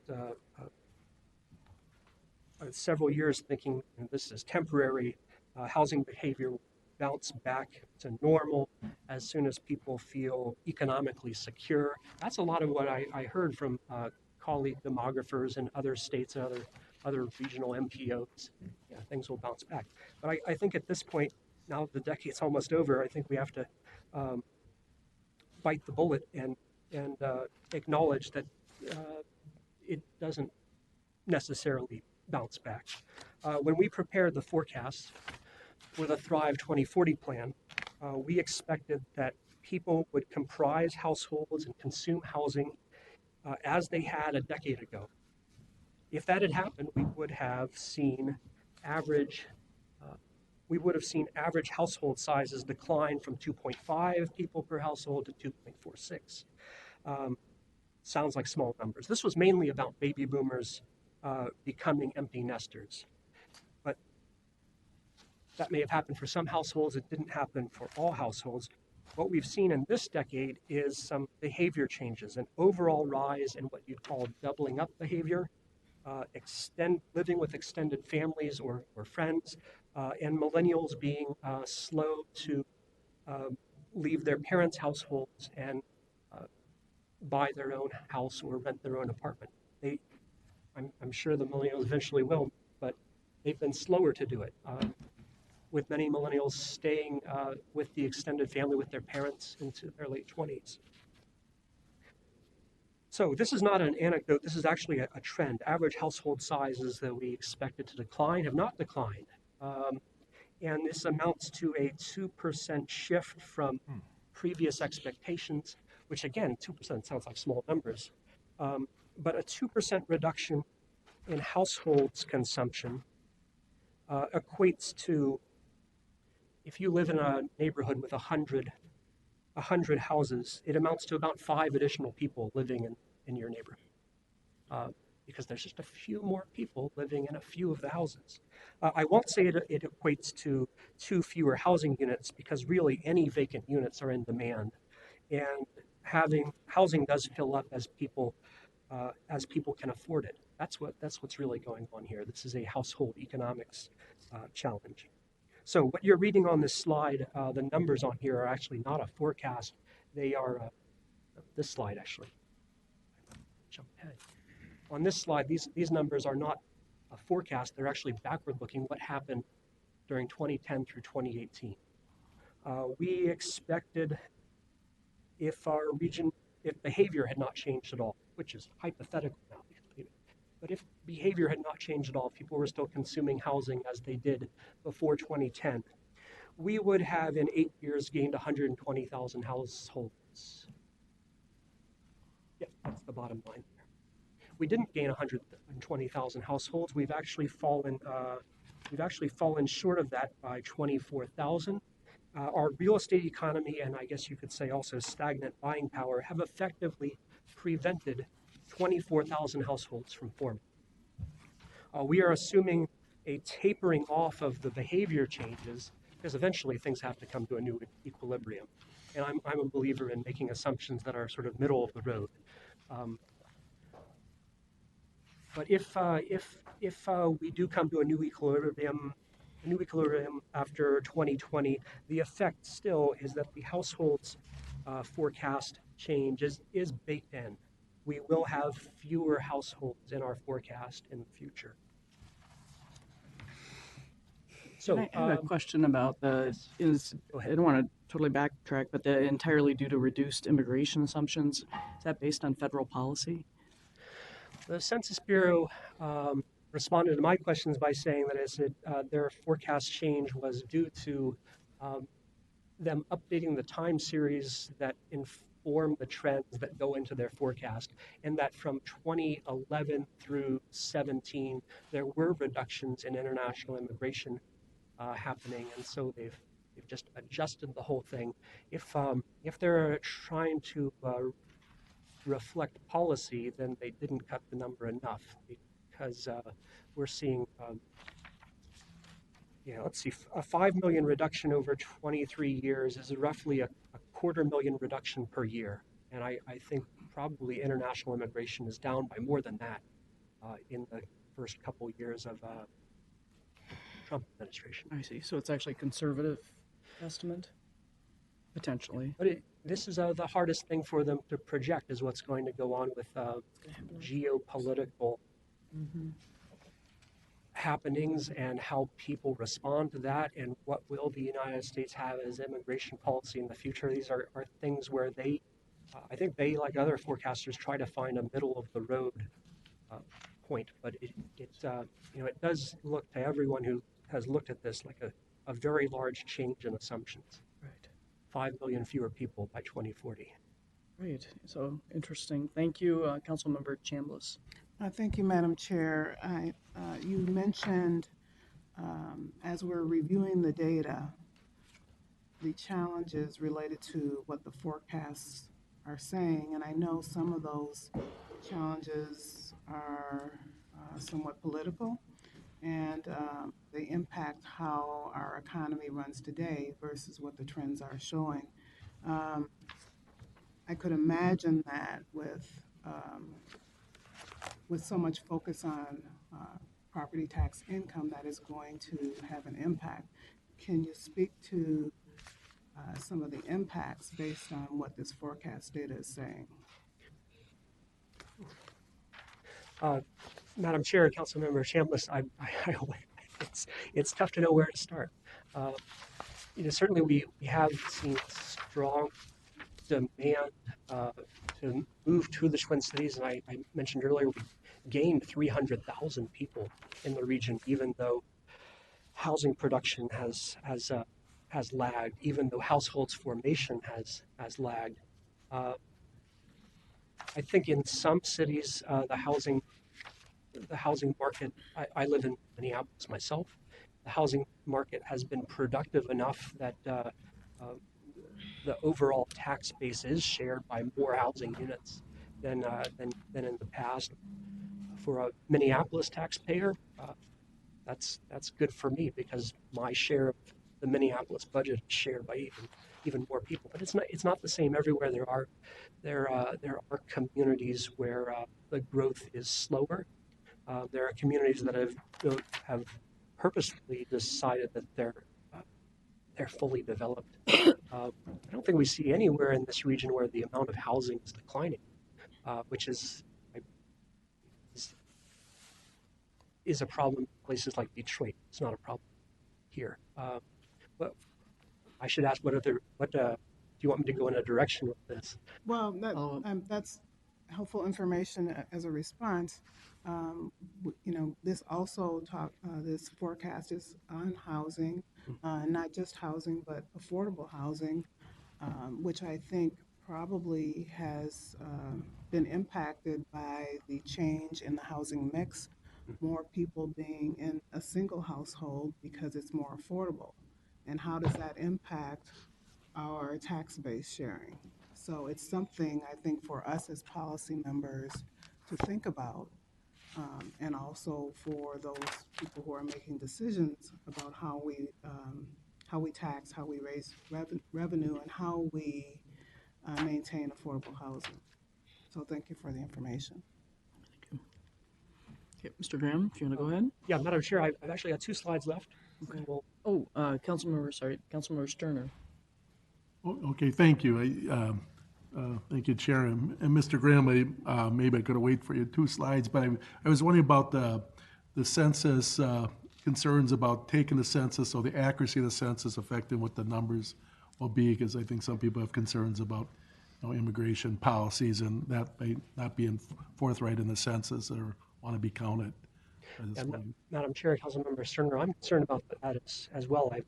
I serve on a program committee of the Census Bureau, and so I've had quite a lot of conversations with Census Bureau staff and managers, and also with people here in the Twin Cities who are trying to do outreach and public awareness about the 2020 census coming up in half a year. one of the things that really alarms me is that the Census Bureau does its own market research, what they expect to happen.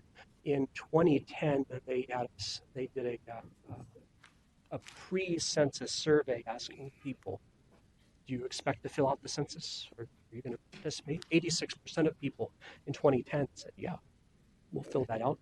They were intended to.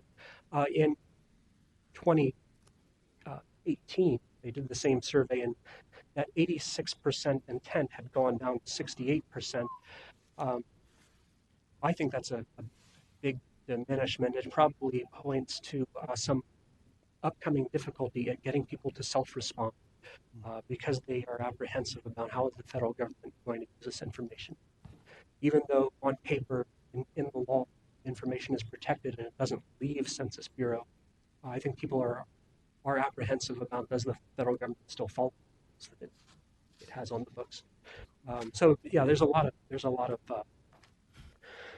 of worry, and that probably will make it more difficult to get people to self-respond. It probably will add to Census Bureau's need to do more follow-up after April, going back to the addresses they haven't heard from. That gets expensive and staff intensive. In the end, I think that they have the resources to get close to a complete count. Even though self-response in 2010 for Minnesota was something in the neighborhood of like 75% self-response, they eventually get to over 96% by doing all this follow-up. But having the follow-up be a larger workload, that's going to cause some stress for the Census Bureau.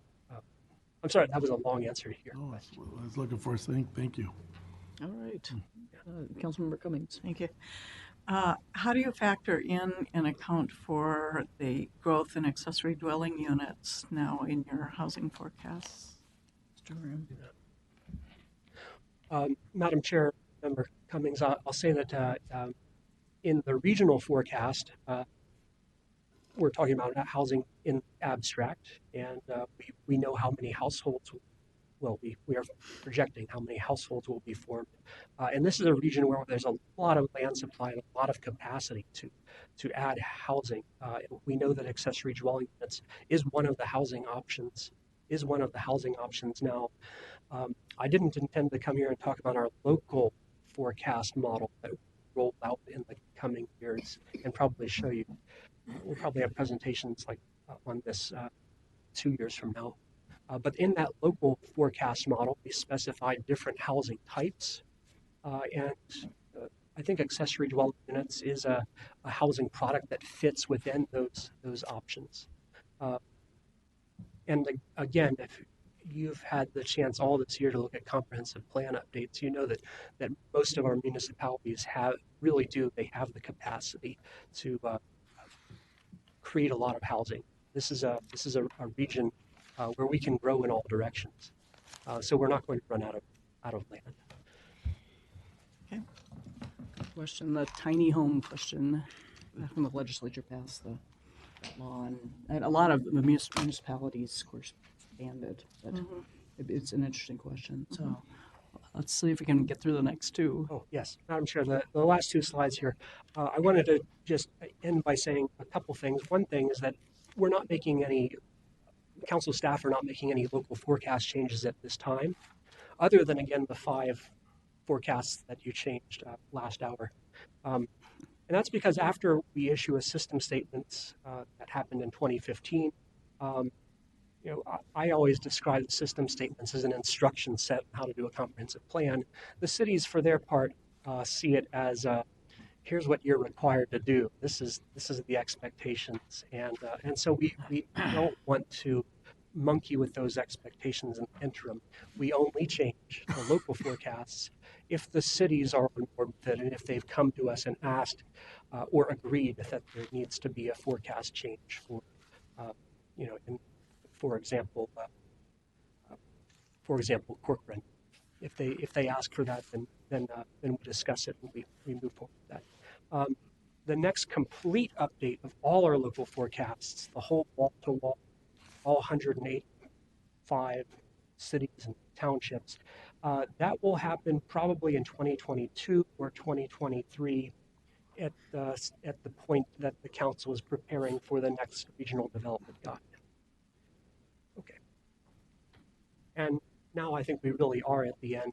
Earlier today, council staff have updated our website with a new short report on the highlights of this regional forecast, and also with an Excel workbook that has a whole bunch of demographic schedules if you want to really dig in and see what the survival rates are for 5-year age cohorts. If you're interested in that actuarial stuff, it's in the Excel book. So that information is online today. Madam Chair, thank you for your attention to this topic. Thank you. Thanks for being here, and good presentation. I think we'll move on now to our final item for today, which is an information item on the Metro Transit Police Department body camera policy for public comment, presented by Chief Rizal. And welcome to the chief. He's coming up with other staff.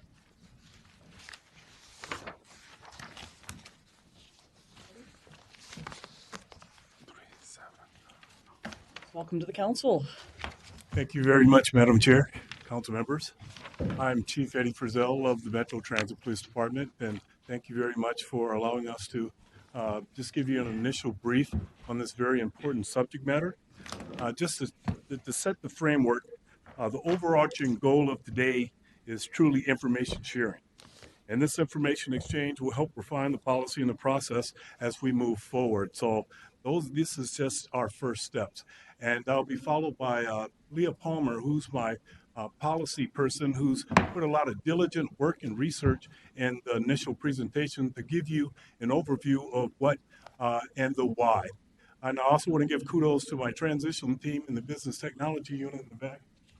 They too, it's truly a team effort of how much has gone into this, as one of the tenets of my tenure was to help create a 21st century police department. I will reference President Obama's 21st century policing initiatives back in May of 2015, and I'm sure everyone's pretty aware of some of the policies and procedures that subject matter experts talked about in exacting detail. And it helps me as I establish what I want to do with the Metropolitan Transit Police Department to establish a culture of transparency, accountability, and to build public trust. And I think we could all agree that that is a goal worth going towards.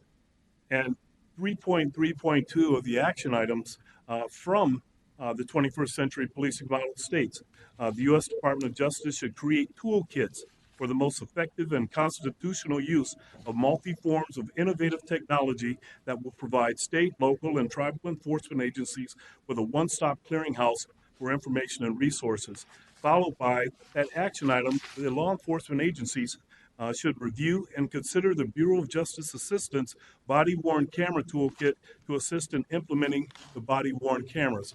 We've looked into that in great depth.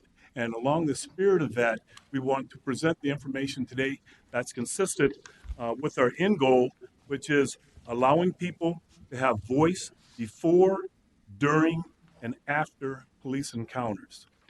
So with that being said, I'll turn it over to Leah, and she will begin the presentation. Good evening, council members. Thank you for your time. We're looking forward to sharing this project with you.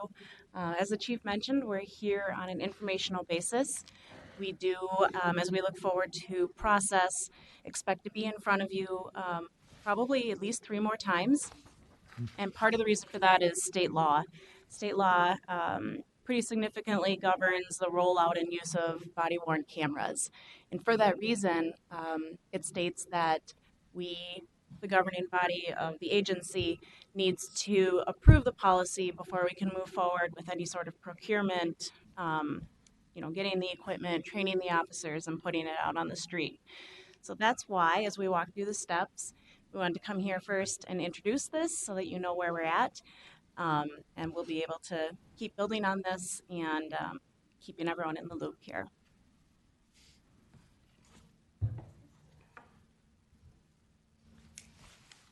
One moment, I'm sorry.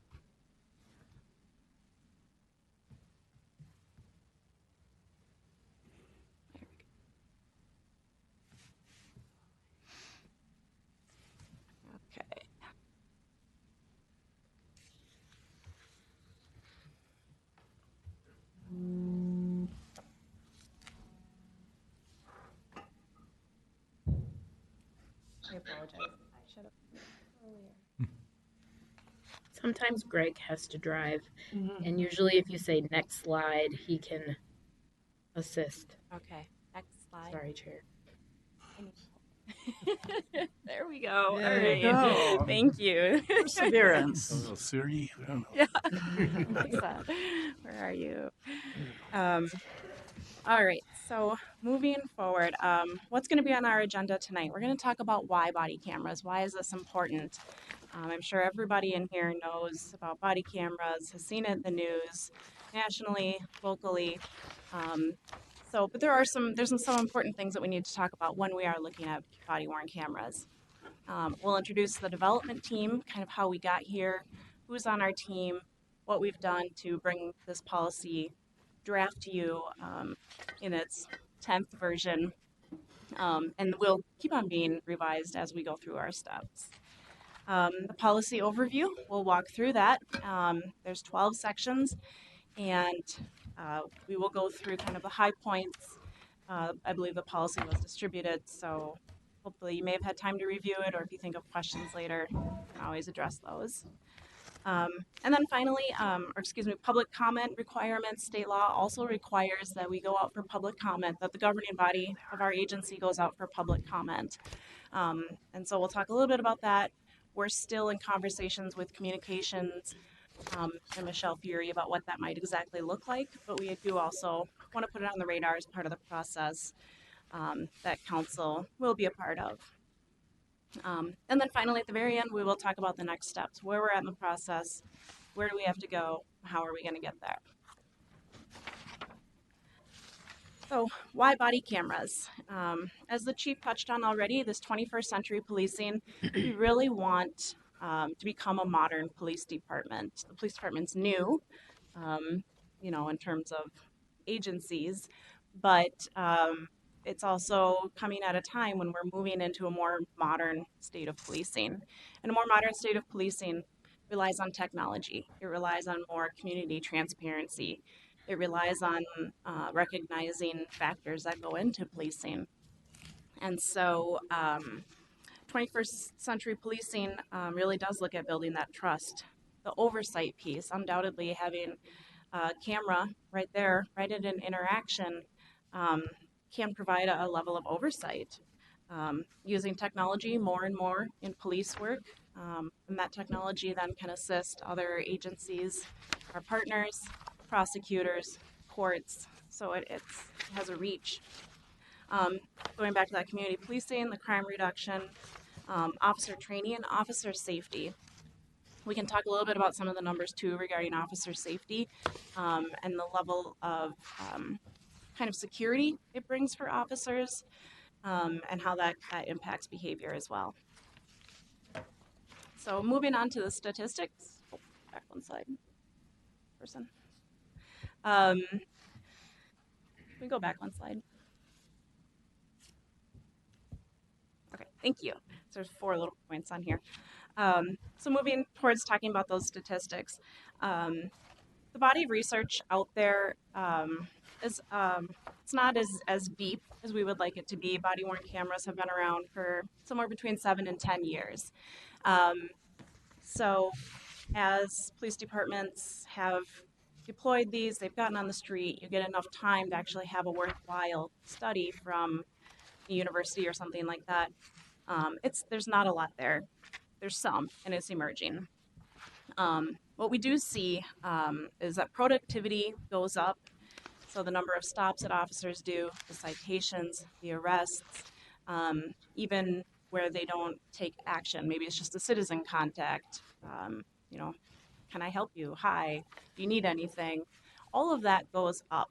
And again, it goes a little bit towards officers having kind of a sense of backup with that body-worn camera. They know that what they're doing is recorded, and that if there's any dispute later on about what happened, that dispute can be a little more easily resolved because there's camera footage. They also know that if they're going to arrest somebody or give them a citation, there's evidence there. And so then they feel like, well, it's worth my while that this isn't going to just get dismissed because there's no footage, there's no proof, there's no whatever. They know, like, hey, there's another piece of evidence here that can help and support my report, support the case going forward. So a productivity piece. Phoenix, Arizona saw a 17% increase in arrests compared to 9% in the control group. And this was over a 1-year study. And so that's pretty significant when we look at how do we address crime. 17% increase in arrests, that goes a long way. Las Vegas saw a 6.8% increase in citations. So there too, they're feeling more confident that they can do the police work that they need to do. And Mesa, Arizona, perhaps for me, what I would view as maybe most interesting is they saw a 13.5% increase in self-initiating citizen contacts. So that's not waiting for the 911 call to come or someone flagging you down. That's them going up and seeing something and doing something. Or there's a vehicle there, I need to stop that car because it's crossed over the tracks and a terrible thing's going to happen. Those self-initiated things, that really matters in police work. So we're not only responding, we're initiating. So Councilmember Chambliss. Yeah. I might have missed something related to the increase in the contacts with the police and the arrests and things like that. What is the correlation between the body cameras and the increase that you discussed, like in Phoenix, for example? And what would be I'm not sure what the correlation is. Sure. And Madam Chair, Councilperson, the one things that body cameras have identified as being very effective across our like peer organizations, specifically transit, is showing that we're giving a three-dimensional view of every time we have a contact with a citizen. And what that three-dimensional view gives us is we're able to identify if there's any implicit bias or disparaging policing that's going on because you're seeing it real time. One of the questions that's probably on everyone's mind is there's thousands of cameras out there. Why do we now need these? Well, we heard some very powerful testimony early of what the two-dimensional cameras would show you. Whereas this, you got the audio, you got the ability to have the articulation of the why you had the contact in the first place. So with that blanket of security of knowing that if you're doing things the way you're supposed to be trained, you're being professional and ethical about your policing, then officers are going to be more proactive because they know that what they say and what goes in that report will be adequately documented by that camera itself. Follow up? Madam Chair, so if I'm understanding correctly, it's providing more confidence by the officers to do their work? Yes, ma'am. And in addition, individuals, civilians that are having interactions with officers, they become more confident also because they know it's being recorded. Thank you, Madam Chair. Thank you. Ms. Palmer? Yeah. So the other statistic that we see go up are criminal convictions. Again, there's that extra piece of evidence that can be used. That especially, there's not a really good body of evidence on, a lot of research on quite yet because body cams and then the length of time that the courts come to and even getting at that data is a little bit difficult. So, but I can tell you that in Phoenix, Arizona, with regard to domestic violence, they saw that 4.4% of suspects were going to plead guilty more than they had in cases where there wasn't a body camera.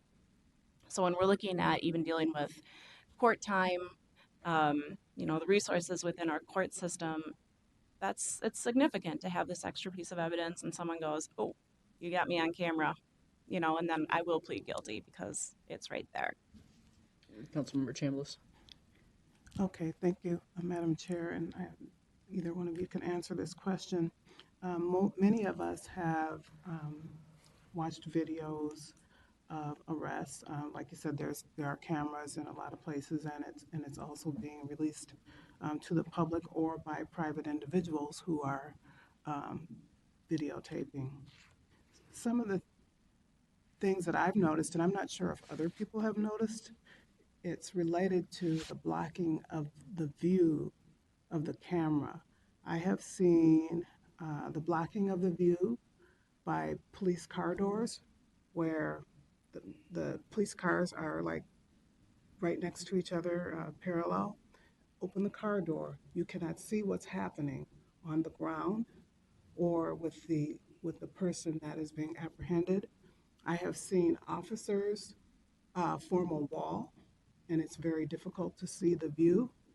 And I've also seen cases where the direction of the camera is away from what's happening.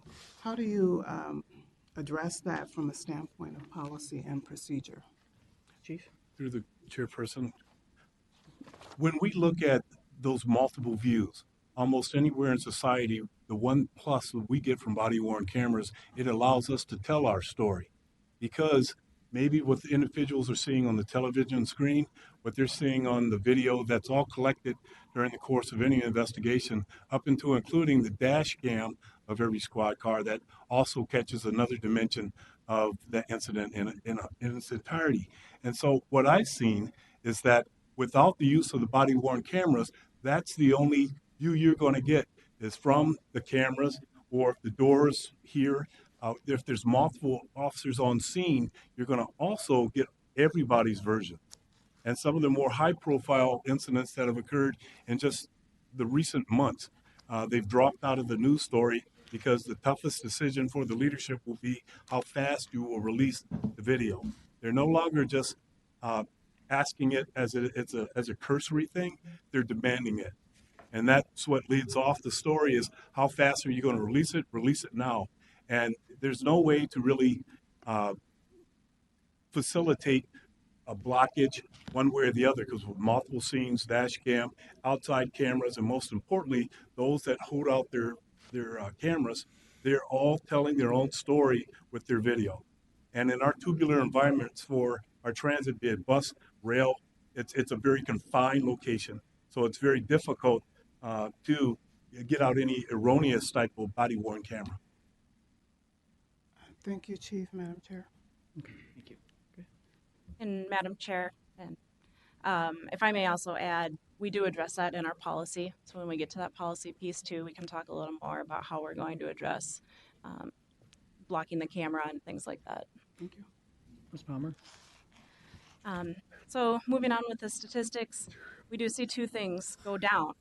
Complaints against officers dropped, and there's kind of two schools of thought on that. The complaints against officers may drop as a whole, or they may stay relatively steady, but the number of sustained complaints against officers will go down. And part of that is going to be just because a supervisor or our internal affairs investigator can pull the video and look at it and say, oh, that did happen. You know, that does line up with what the complainant is saying, or it totally didn't go down that way. Let's take another look at a train video. Totally didn't go down that way.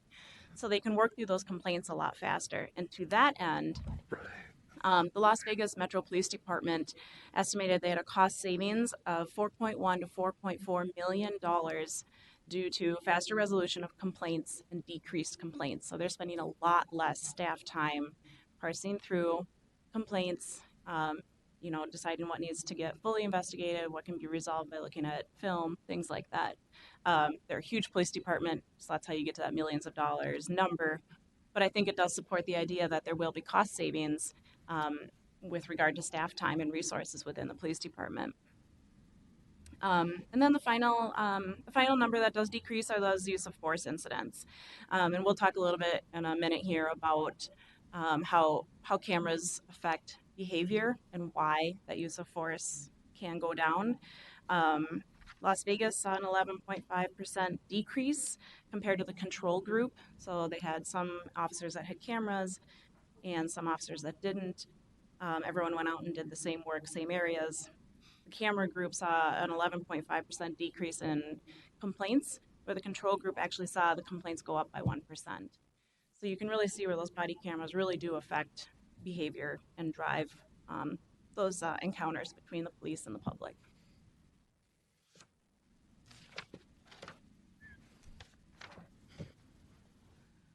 Oh, I forgot one thing. I'm sorry, can we go back? This is like not being in control of my slides is shaking my brain up. I apologize. Okay. The equity piece, this is important.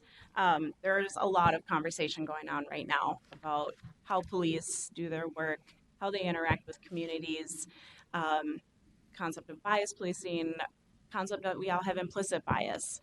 These are all huge topics for us as a society to talk about. And as we look at our police forces, it matters. And as we look at introducing technology like this, it becomes something that's front and center.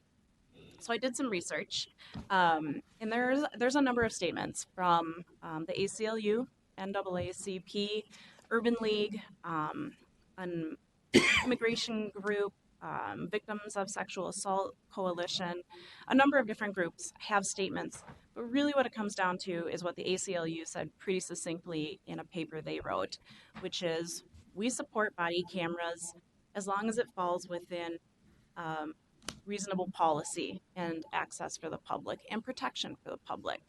And so when I looked at what the ACLU had, and I think it was like 7 or 8 points, and I compared our policy to it and where we're headed, they really do meet up within the limits of technology, because some of the technology pieces just aren't there yet, and within the limits in Minnesota of our data practices. But really, the ACLU has some very good points about privacy. They have some very good points about people's rights, and I believe, and our team believes, that we've met that. That we have a good policy in place. We'll continue to receive feedback on. By no means is this draft like ending today, but we'll receive feedback, and I think it will continue to grow to a place where I think we do feel comfortable with it from an equity standpoint. And then finally, that societal change. So how do we drive behavioral change, right? We want to decrease crime. We want to decrease complaints against officers. We want to decrease use of force. Body-worn cameras are a really good tool in doing that. And that is because if you think about, when you go to Target, you go to the self-checkout line, there's the camera right there, the little screen, and it's looking at you, and you look all goofy because I don't have makeup on at Target. And I'm in my pajamas. So you're like, hi. But all of a sudden you realize, right, that you're on camera. And you think, oh, I'm being watched. And then I'm super careful about making sure that I scan my items and I bag them correctly.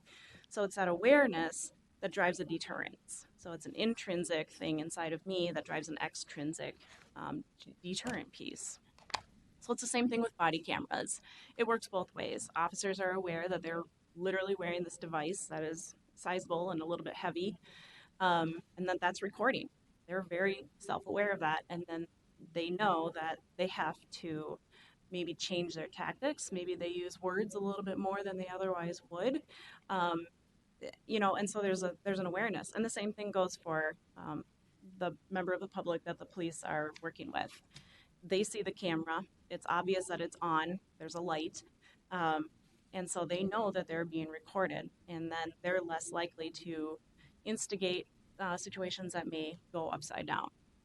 So it works both ways, and it works towards driving more socially acceptable behaviors. And at the end of it, when we have more socially acceptable behaviors, we're going to see some of these pieces, these difficult parts of police work, hopefully go down, the use of force and the complaints.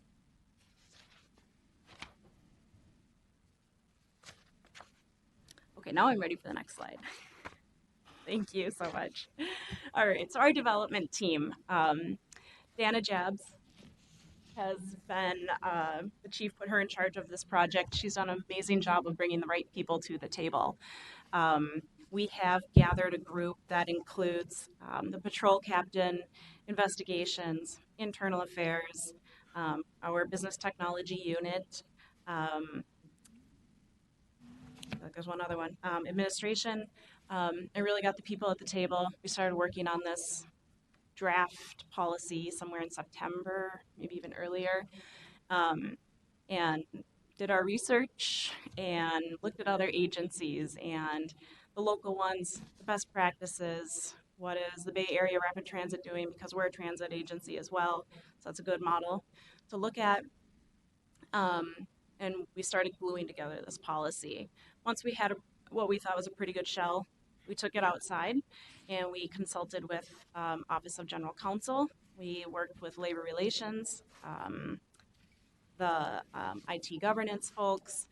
I feel like we've been to others. So we really have done our work in terms of getting through the stakeholders and having it looked at and looked at again to make sure that we are in a place where we feel comfortable bringing it to you and introducing this knowledge. Councilmember Atlas Ingebrigtsen. Thank you, Chair. As a part of the development effort, were any community organizations or any engagement happening at the community level with those who've had concerns around our actions or activities? Madam Chair, Council Member, we're going to get to that as we move forward. When we get to the public comment piece, we're going to be doing some more active outreach and determining how that public comment, so that we can actively, reach out to concerned communities, communities that have a stake in transit, things like that. At this point, this is draft, and this is the first time we've really brought it outside of the police department into a public forum. So we haven't done that work yet, but it is on our radar. Follow up? Thank you. Yes. I'd encourage thinking about, oftentimes we get critique, all institutions do, we're not alone in this, that we bake things before we bring them to the public, and then we're just kind of doing this informing aspect. And if that's what we're doing, then I think it's important to use that language. Then we're going to go out to inform the public. But I've encouraged our staff to look at, the spectrum of public participation and make sure we're really clear with the public about what level of participation we're really engaging in, so that we're clear about that. But I also think and wonder, and I haven't researched this like you have, about what other agencies have learned around partnering with community. I mean, I certainly listen to the news like everybody else around all the challenges that have happened with body cameras, and Councilmember Chambliss has mentioned things that you can Google and you see that. I just think about how can we be innovative and learn from that. And I would love if I could encourage a level of participation that there are groups that we consult with in a more advisory type role to really provide input on how this program is shaped for us internally. Maybe there's some subject matter experts from a community perspective or diverse community perspective that could aid in that development, as well as outside of just an outreach or informing context. Thank you. Then, Madam Chair, Chief, to the council member, that's why we started this very project on the foundation of the 21st century policing, because it's been vetted with different inputs from around the country, from every level. I mean, it was a great cast that brought that forward, and we've been able to also team with other agencies that share our view of procedural justice and how this moves forward. But out of respect for the process, we didn't do that right now. We're certainly taking that information in, but now just pushing it out for the first time, again, to have this introductory conversation. Councilmember Vento. Madam Chair, thank you. I'd like to suggest that in the development team, there will also be opportunities for the voices of the union. I think that's critical in terms of the rollout and the success of this. And the earlier the involvement, the greater the involvement, I think the greater potential for success. Madam Chair, Council Member, we did meet with the unions. We worked with Marcia Padden over in Labor Relations and brought together each of the unions that are represented for sworn officers. We did have that sort of introductory conversation with them, and as we move forward, there may be other parts and other times where we do invite their feedback. So that's a very excellent point. Thank you.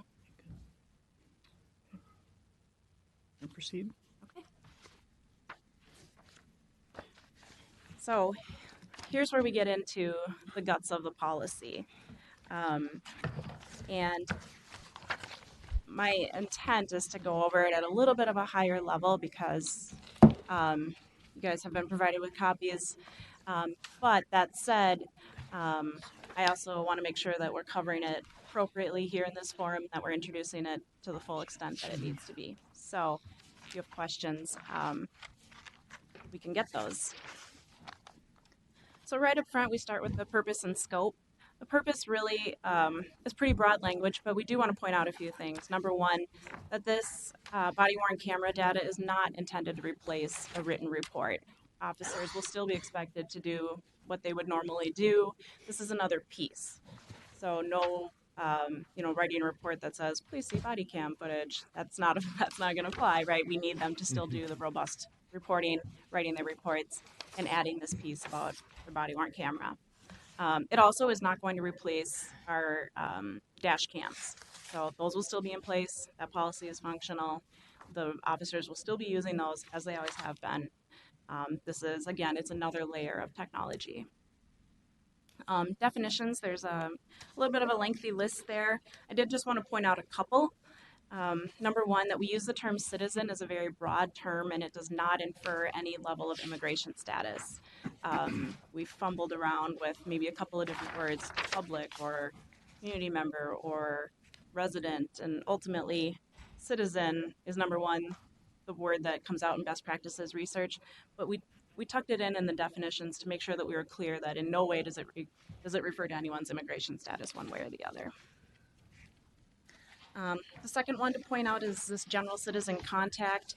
That general citizen contact is going to be a situation where an officer may be standing out on the light rail platform at US Bank Stadium, and someone comes up and says, oh, how do I get to, the Viking ship? Oh, it's right over there. That's something that we don't need to record that, right? That's just someone coming up to ask for directions. Here you go, thanks. And someone needs help with a tow truck. Okay, yep, I can help you. I'll call a tow for you. That sort of thing we don't expect to be recorded. Now, if it does come to a situation where it becomes a little more confrontational, or it looks, maybe like some police action may need to be taken, an officer always can turn on their camera. But generally, most of the time, like very, very most of the time, it's just, hi, how do I get here? Hi, can you help me out? Officer is used within this policy as a general term. It doesn't infer rank. Again, just to make sure that the policy reads a little bit more smoothly. Where we needed to use the word supervisor, we use the word supervisor, just so you know that when you're reading it, the purposes of this policy, chief is officer. And then this concept of unintentionally recorded footage. There may be a time when unintentionally someone gets recorded in the locker room or at dinner. They're just talking about their family or whatever it is. Those situations obviously have no evidentiary value. They're not, citizen contacts in any way, shape, or form. It just may happen, and so we work with that within the policy as well. Councilmember Lindstrom. Thank you. Thank you, Chair. Just curious about when an officer is checking for fares. Is that a general citizen contact, or is that a time when they turn on the cameras? Because they're doing that all the time. It's kind of the regular run-of-the-mill life of an officer. It seems to be. Right. Ms. Palmer. Thank you. Madam Chair, Council Member, what we've looked at this time is as you're going through and you're doing your fare checks, again, that's just a pretty regular citizen contact. Now, when you do come across someone who maybe hasn't paid their fare or a situation like that, that would be a time, because you may take police action, you may not, you may give them a warning, but if you may take police action, you're going to turn on that camera and record whatever it is, because there's the potential. But generally, you turn it off, you've got your fare. We don't need hours and hours of footage of that. We would want to capture something that, even if it doesn't become a scene, maybe has a potential to become a scene, we'd rather have that on video, obviously, than not. Does that answer your question? Yeah, it sounds like, if I can follow up, Madam Chair, just when there's a citation or a strong potential of a citation being issued, that's when the camera comes on. Correct. Thank you. Ms. Palmer. So moving on to not next slide, equipment and usage. really straightforward. Equipment, all of our officers, full-time and part-time, are going to be issued body-worn cameras, specifically assigned to just that individual. There's a technological reason for that, which is that camera will record that person's video. That video will always be associated with Chief Frizzell. And so if you have a pool of cameras and you're trying to, I'm going to grab this one out of the pool, it creates a messy situation. That can be cleaned up, but it's so much easier if everyone just has their own camera. So all part-time, all full-time officers are getting a camera. And then the usage is also, I think, pretty straightforward. Some of the high points of it is that officers shall operate and use them in a manner consistent with this policy and with their training. At this time, we're looking at officers going through about 4 hours of training, both on the device and on our policy. So they'll have a depth of background and know what they're supposed to be doing with it. Officers who are in standard uniform, like the chief here, will be wearing that camera. You're out in patrol, you're in full uniform. It's reasonable to expect that you may have to take police action at some point, and so that body camera will be worn. If it's a special detail like a Vikings game, or the president is in town, or you're just working your standard patrol, you'll have that body camera on. It is part of your uniform. At the beginning of your shift, officers are going to conduct a function test. They're going to announce their name, badge number, and call sign. They're going to look at that video and make sure that it's working. That's their opportunity at the start of their shift to say, oh, yep, this recorded, this works. If it malfunctions, if they sense that the battery is dead or there's something wrong with the camera itself, they'll report that to their supervisor. Their supervisor will issue them a spare body camera, and then they can go on the street. But they absolutely need to have a camera on, working, functional, when they go out. Officers must use and document body-worn cameras according to the following policies. Whenever they make a recording, the existence of the recording needs to be documented in a report, a citation. They have to say that this video exists. There will be classifications for the videos, so you'll be able to say this was a traffic stop with a citation, or this was an arrest, or this was an investigation. It'll all be tagged, so it's very much easier for investigators, supervisors, anyone who needs access to that video to go in. So it's on the responsibility of the officers to make sure that they are classifying video appropriately so that it's of use, right? We don't just want a whole bunch of videos in the system that are tangled up. When an officer fails to record an activity that is required to be recorded, they must notify their supervisor. So I realized at the end of my situation, I didn't turn on my camera, or I thought I did, and I looked down and it didn't record anything. Right away, I contact my supervisor and I say, this is what happened, this didn't get recorded, and the supervisor will, the officer will put that into the report, and the supervisor will review that report. If there's any action to be taken following that, they'll go from there. But the point here is that we as a department want to take it very seriously that the camera must be operating when you are having contact with the public that may become police action. It's rudimentary. So the general guidelines, officers must activate their body-worn camera prior to arrival when participating in any police action. And that will include a vehicle or a person stop, a pursuit, arrests, transports, transports to jail or detox or a hospital, searches, searching a vehicle or searching a person. If you're interviewing a suspect or a victim or a witness in the field, you're going to want to have that camera running. And any police or citizen contacts that might become confrontational, like we talked about, the fare inspection, the person doesn't have their fare, you may have to take police action, turn on your camera. Officers in Minnesota don't have a duty to tell people that they're being recorded. Now, it'll be evident because there's a light that'll be on, and so people will in all likelihood know that they're being recorded. Officers have a little bit of discretion there if they think it might escalate a situation or de-escalate a situation. they can say they're recording or not recording, or if they're recording. And then once activated, we've got some language in here about how long the camera needs to be going and what is the conclusion of an incident, right? We spent a lot of time as a team talking about how do we know when a call is done? Like sometimes it's self-evident, you get out of the traffic stop, you get out, you talk with the person, maybe you issue them a ticket, they drive away, it's done. But there's other times when maybe that's not so obvious. You've got a couple of officers there, you've got maybe a couple of people there. So for the purposes of our policy, we talked about all arrestees have been transported, all witnesses and victims have been interviewed.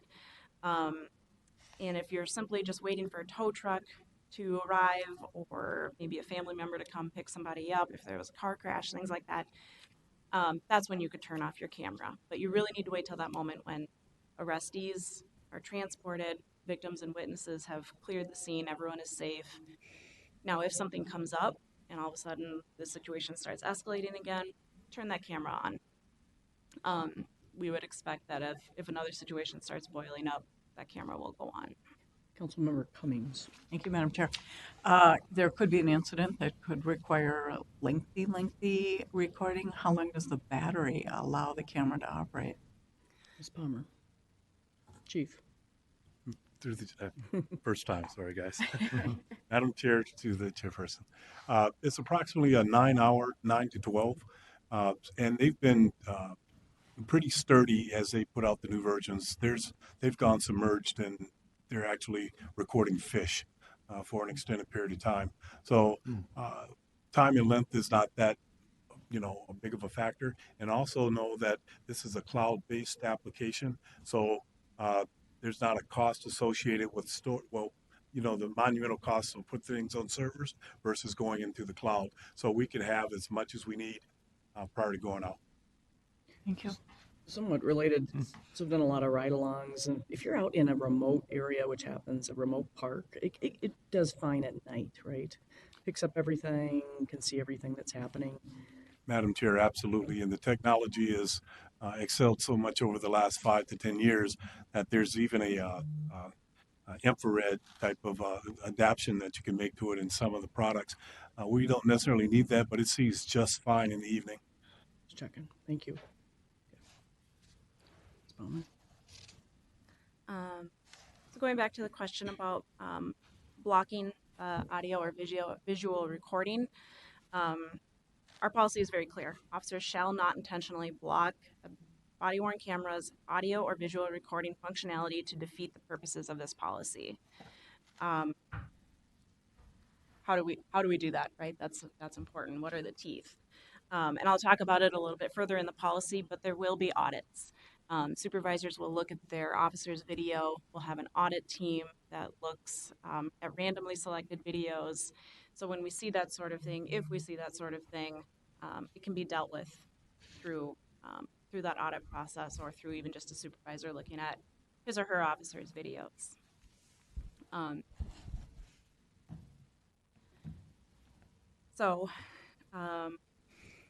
then finally, notwithstanding any provision of this policy, officers are not to record other agency personnel. There are parts of your shift where officers, same as anybody else, have an expectation of privacy. Locker room, dinner, situations like that. And so it's important for officers to know that our policy supports their expectation of privacy. Moving on, I think we're actually 2 slides behind. One more. Oh, nope, you were right. Special guidelines for recording. So special guidelines for recording is a little bit, like we talked about the general. You'll do this, you'll turn the camera off here. But there are going to be certain situations that aren't so clear, that are gray. So officers may use their camera to take a recorded statement. Again, that might come down to I'm responding to a sensitive call, like maybe a domestic violence call, and the victim, I want to interview the victim, but she seems very hesitant, and she knows that I'm recording, and so then I say, would you feel more comfortable if I turn my camera off? yes, I would. You know, it's a victim interaction. I think there's more value in getting a positive victim statement than there is in simply fighting with someone over whether or not you should record this interview. Camera off, it's more important to get that interview done. And there's other, you know, so that kind of thing with the sensitive types of situations and calls and victims. Special guidelines for recording also include transfer of prisoners or those needing medical attention. So if someone is going down to jail, jails have policy on when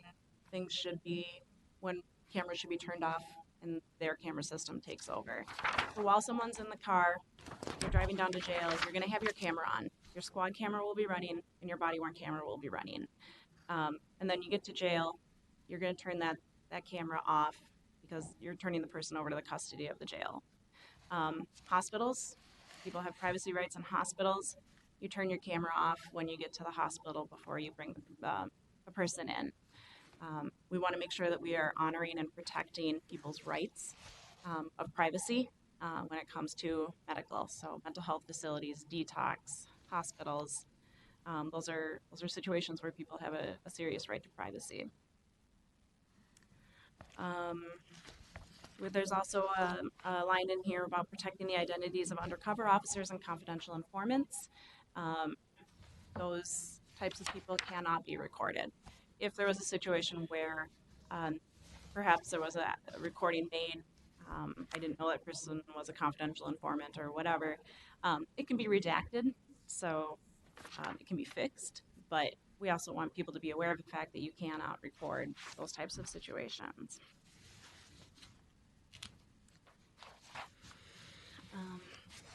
Any questions about recording, when to turn it on, when to turn it off? Okay, so we're going to move on to uploading and classifying data. We talked a little bit about this. So at the end of an officer's shift, the camera itself is a square about that big, goes into a docking station. You put it in there and it's going to do two things. It's going to charge and it's going to upload that data into the cloud-based information system. And so that's pretty much it. Officer just needs to make sure that the video that they recorded is classified correctly and tied to the correct cases. And they need to make sure that their camera charges so it's ready for their next shift.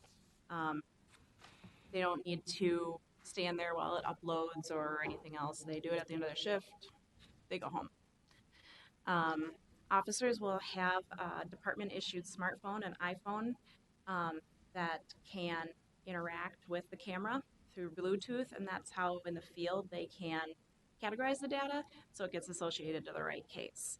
And that too at the end of their shift, then they're not sitting there putting in a whole bunch of time, coming off the street early to put in some computer time. They can do it in the field, wipe it out when they've got a free moment. And then it talks a little bit about the categories of different types of cases that we'd be looking at. Probably maybe the most interesting here would just be, investigations. There's a separate line for internal investigations, so if it was something related to a complaint, traffic stops, citations, training, and use of force. So they would want to categorize the video using as many of those labels as applicable. So it might be a use of force where someone wound up getting arrested based off a traffic stop. Use them all. And then, Madam Chair, I'll just add one piece to that. The investigators, when they receive the case, they will be able to review that in its entirety along with the report, which adds not only expediency to the investigation, but also a solidification of the evidentiary value associated with it. Right now, they're pulling camera footage from around the scene, and it's not showing the intimacies of that particular incident. So with that body cam, to give that investigator to see real time what happened, what was said, and how that transpired. Thank you. So 451.8 talks about administering access to body-worn camera data. This is where we get into the part with Minnesota Data Practices Act, protecting privacy, and yet making data available. And it's And then within the confines of a police organization, so an active investigation and things like that. So it's kind of complicated. I'm not going to say it's not, but basically the big parts to know is that there are subjects, data subjects that can view the video. Any person or entity whose image or voice is documented in the data, in the recording. The officer who collected the data is considered a subject, and then any other officer. So not only me with my camera running, but if the chief is there also on my incident, he's also considered a data subject. So data subjects have certain access. They can make requests to the police department to view or to get a copy of that video. But there are those data practices caveats on it about privacy, about if it's an active investigation, things like that. We can redact, right? So if someone doesn't give their permission to be on tape, we can blur out their face. We can blur out license plates so that a video still has value to somebody from the public who wants to view it. Councilmember Fredson. Thank you, Chair. Quick follow-up, and I apologize if you covered this, but would they have the ability to view the recording prior to writing the report, or write the report and then have access to the video? Ms. Palmer? Madam Chair, Council Member, yes, they have the ability to view the video before writing a report. The exception to that is with regard to a critical incident. If an officer is involved in a critical incident, which is defined as, you're going to know them as officer-involved shootings, some sort of death or great bodily harm, either to the officer or to a member of the public. Officers are not allowed to view their body camera footage before giving a statement. Thank you. Ms. Palmer? Okay. Let's see.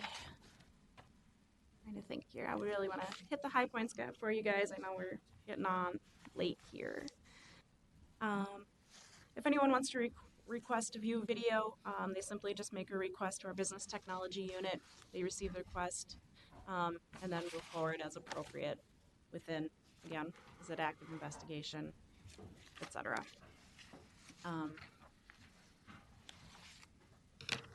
Viewing body-worn camera within our department. So no officer or law enforcement employee may have access to the department's body-worn camera data except for legitimate law enforcement purposes. What that means is I'm super interested in what the chief did today, so I want to go view his video. I can't do that. I don't have access to it. I don't have a business need to do it. And so the system would be set up in such a way that I can only see, as an officer, I can only see my own video. A supervisor would be able to see the video of his or her subordinates, and it's tiered, and it goes up in that direction. We want to make sure that this data is protected and it doesn't get viewed for a whole bunch of reasons any more than anyone should go down to the evidence room and, oh, hey, I want to see that. We don't do that. So this is the same thing. We don't allow people to view things that aren't within a business reason. And the system actually requires them. So before they can even view the video, there's a screen that says, why are you viewing this video? And you say, writing my report, or if I'm an investigator, investigating case number, whatever. So it's all documented. It's an audit trail. It creates that digital fingerprint. Is it just the purview of the chief when the press asks for it? You know, it used to be that you would not see these things on the press, and then just recently, you know, they're just releasing them almost right away. You know, St. Paul released one. So is that's the chief's decision? And Madam Chair, yes. And of course, when you're operating in like a city environment where you have city council members and other electeds, that's that big decision. And some folks, as you alluded to, are releasing it almost immediately, which when they feel that there could be civil unrest or something associated with the current narrative that's out there, they want to get that out there right away. But if you have an outside agency that's investigating, say, your officer-involved shooting or such, they may require that you hold on it to the conclusion of that investigation. But ultimately, that does lie with the CLEO or Chief Law Enforcement Officer. Thank you. Okay. Let's proceed. little bit of policy does talk about displaying portions of body-worn camera footage to witnesses. So the same way that maybe we pull a still out of a bus camera or a train camera, we allow within the policy for that same thing to happen. Again, subject to redaction and privacy concerns. But you know, has anyone seen this man type of image? We can share that. Data security safeguards on the next slide. Data security safeguards. How are we going to keep this information safe? It's obviously police-only information, so it gets uploaded with encryption standards that are in line with National Criminal Justice Information System standards. The system vendor is responsible for creating that data redundancy and ensuring the survivability of data. So if there's an earthquake in San Francisco and that happens to be where they store stuff, it's okay because they also store stuff in Beijing. And that's very common in all these cloud-based systems. And then data security officers shall not intentionally edit, alter, or erase any body-worn camera footage unless expressly authorized by the chief or the chief's designee. I think that would be, I can't think of a situation where that would happen.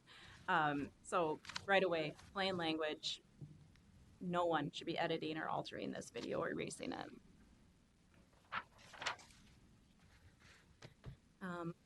Talked a little bit earlier about review and audit trails, so I don't want to go too much into that. Just know that we will be looking at video. Supervisors will be responsible for looking at their officers' video, and again, it's going to leave that audit trail, so we'll know that they did this for a reason, that they're doing their job. They are supposed to be looking at it. Did you log in and look at the videos? We talked about we can keep video. It has some training value. Maybe an incident went really well and this particular officer did everything right, and there was a positive outcome to the situation. We could use that for training, or conversely, maybe there were some missteps or some issues with that particular call and how it's handled. That could be training. And so the benefit of body-worn cameras is to create video that then we can use to train and commend our officers as well. And same thing with field training officers. We have a couple of young officers that are still in training right now. It's a great time for, if we had cameras right now, it would be great for their training officer to say, hey, look, this was great. Let's look at the footage of this incident. You did really good here. This didn't go so well. Here's where we need to back up and think about the next time you get to this call, here's what you need to do. So that real life, immediately end of the shift, you don't have to think about it. They'll remember it. It'll jog their memory because it's visual. That has some real value for training officers as well. Data retention, which is on the next slide, shows the data retention table. State law says that we must maintain all data for a minimum of 90 days. The rest of it falls in line with our policy regarding the dash cam video. And I think there was 2 incidents caught by the Office of General Counsel when we worked with them in writing this policy, where they said this has to be retained either longer or shorter. And then we updated our dash cam policy as well and updated the system for retention. But if data, if evidence ever needs to be kept longer, it always can be. But we also don't want to keep data forever. Number 1, because it takes up storage. Number 2, because it comes with privacy issues and things like that. And last, legal compliance. Most of this is actually governed by statute. So we have to, under state law, get an independent biennial audit of the body-worn camera program. And then that has to come before this body so that you guys know the result of that audit, how things are shaking out within this program within the police department. Secondary to that, we'll also be doing our own internal auditing with a committee and a team of folks. Failure to follow the policy and procedure may result in discipline up to and including termination. And if it goes even further where it's violating a state law, data practices, something along those lines, there could be criminal penalties. So we put that right there. so that officers know upfront. And then state law also requests us to post this policy on the department's website. So once we have all of this approved, we've walked it out, draft becomes final form, this will go on our department website. Are there any questions about the policy? I know it's maybe a little bit dry, but there's also some key points in there, I think. Councilmember Atlas Ingebrigtsen. Thank you.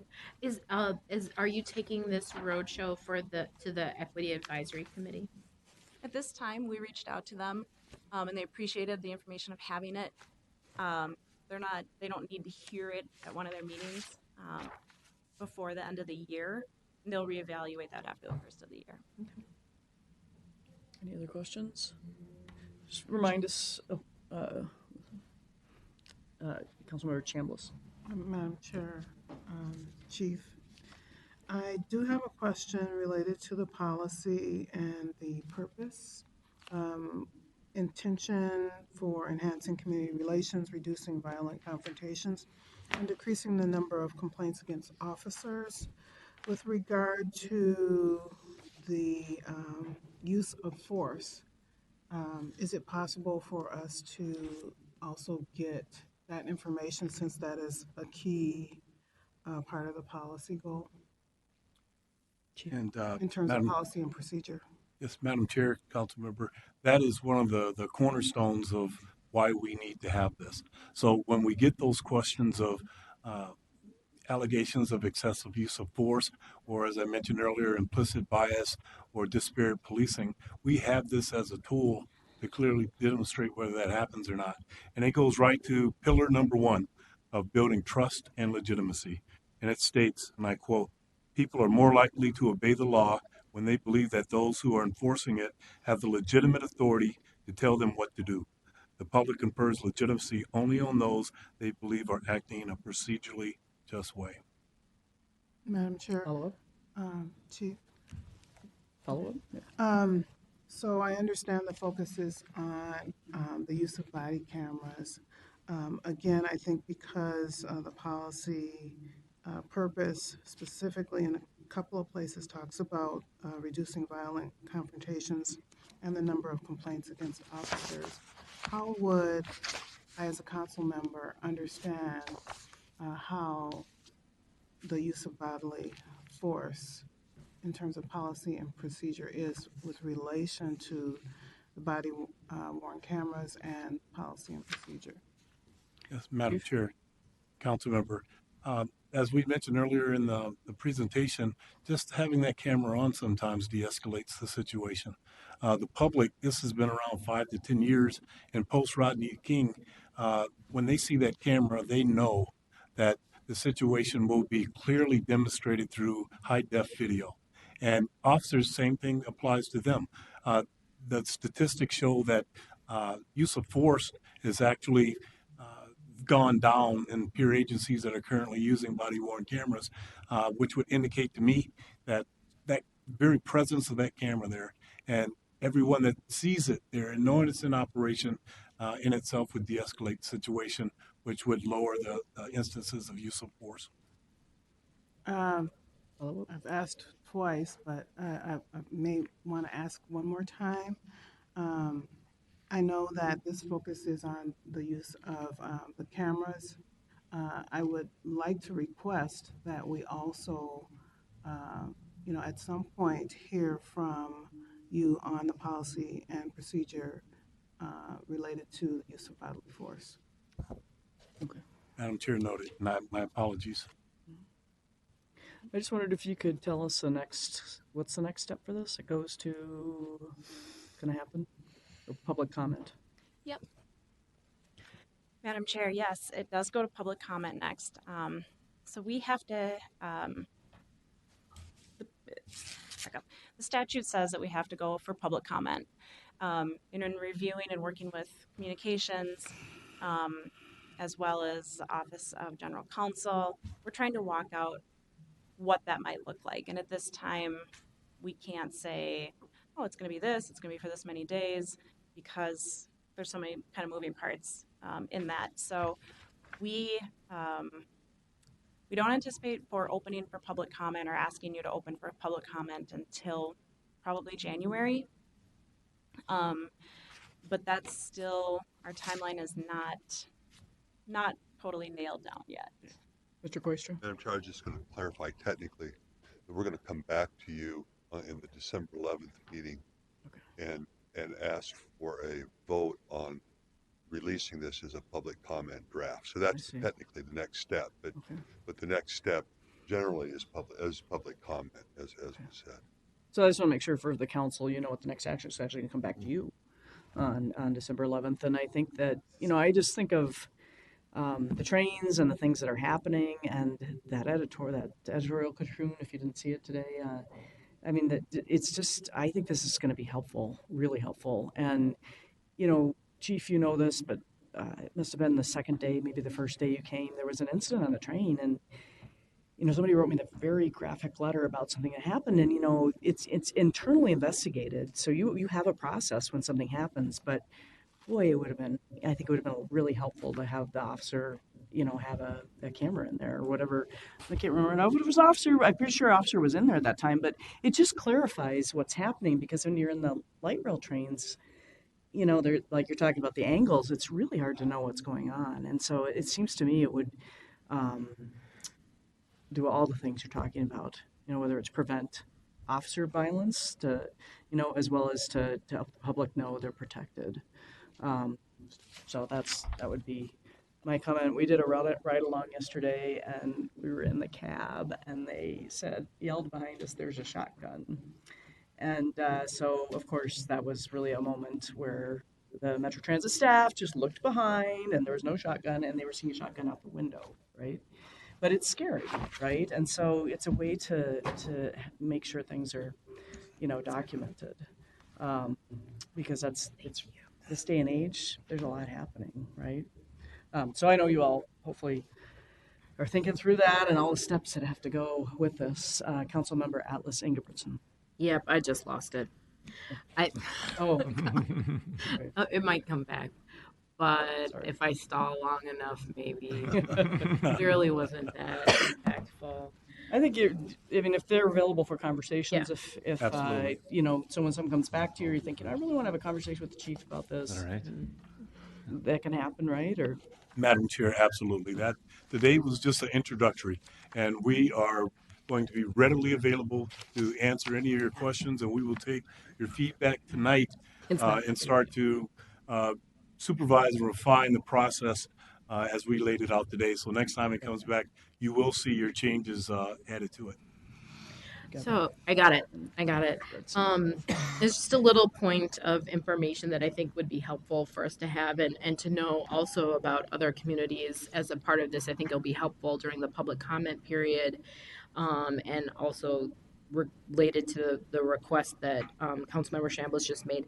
I think it'd be nice to get data disaggregated related to incidences of physical altercations by race. I'd be interested to know, we saw this in situations of, for example, suspensions in when I was in the public schools, that when we put a moratorium on suspensions, well, suspensions went down for, this might be hard to believe, but for third, second, first, and kindergartners. But it didn't go down for communities of color, American Indian communities. So I'd be curious to know if that is something that is happening or happens, and I think it would be helpful for the community to know if that is the case, or if it's not the case for the use of body cams and those physical interactions when those come up. Does that make sense, what I'm saying? It does, Madam Chair. Council member, the disparate policing statistics do show that the allegations as well as the perception of that went down with when officers were wearing body-worn cameras. So, Chair, I think that's an important information point to provide to people too, because I think we see that in other things, that while overall the number could go down or go up, when you disaggregate it, we see a different picture or a different impact on communities. I think that would be an important piece of information for the public and others to know. Councilmember Fredson and Wolf. Thank you, Chair. Just a couple more questions on the policy. So as it relates to the activation and then the uploading, I'm wondering if there's data out there that shows how often officers would potentially fail or forget to do that. It probably makes sense to me that they forget to activate more than they would to upload, but is there data that illustrates that? Chief. Madam Chair, in a former life, we were one of the first metropolitan areas in the state to implement full body-worn cameras. And what I noted was that the instances of individuals actually not following the policy or not classifying it correctly initially hit at about 40 to 50%.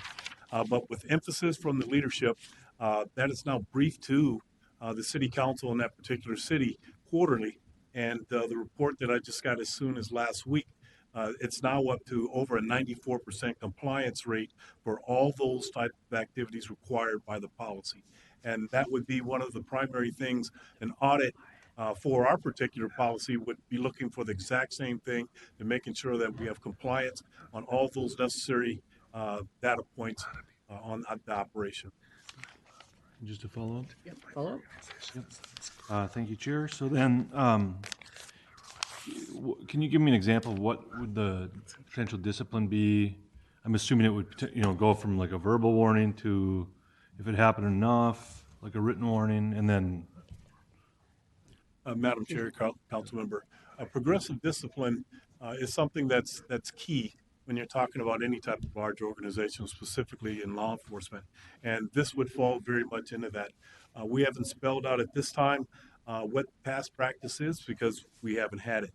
But we will be establishing those guidelines that the first time, and I'll just throw out the way I've seen it conceptually, you can get a verbal. You need to make sure that this happens. It was just for something simple.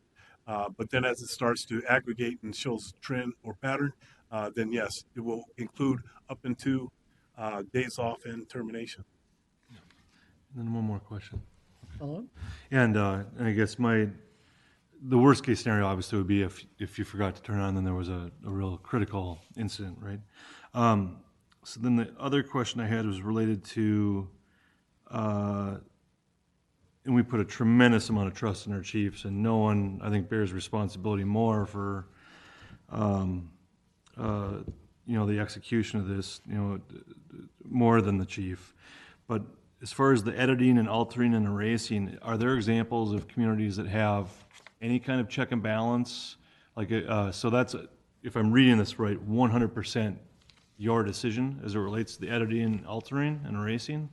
But in order for a chief to do that in other communities, are there examples where the chief would have to sign off on it, but so would some other individual or entity that was a bit removed? Madam Chair, Councilperson, I know that in different municipalities, sometimes the mayor would have to also authorize the release. I still have to get back to you on how that works within an appointed council. Of course, the chair and the RA would have very key informational components, as well as the GM in that decision-making process of when it's going to be released. So that wouldn't be absolute in this scenario that I, as the chief of police, would say, this. Does that make sense, sir? Helpful. Madam Chair, I'm not sure that was quite the question you were asking, right? You're Well, asking about the. You said released. I'm assuming you meant edited, erased. But we can ask for a clarification there. Yeah. Yes, Madam Chair, Councilperson. Yes, when it comes to editing, I'd be the first line leader to hold responsibility for that. So if you're doing that, that just sets you up for allegations of wrongdoing or any one of a number of things that I would not be inclined to allow that.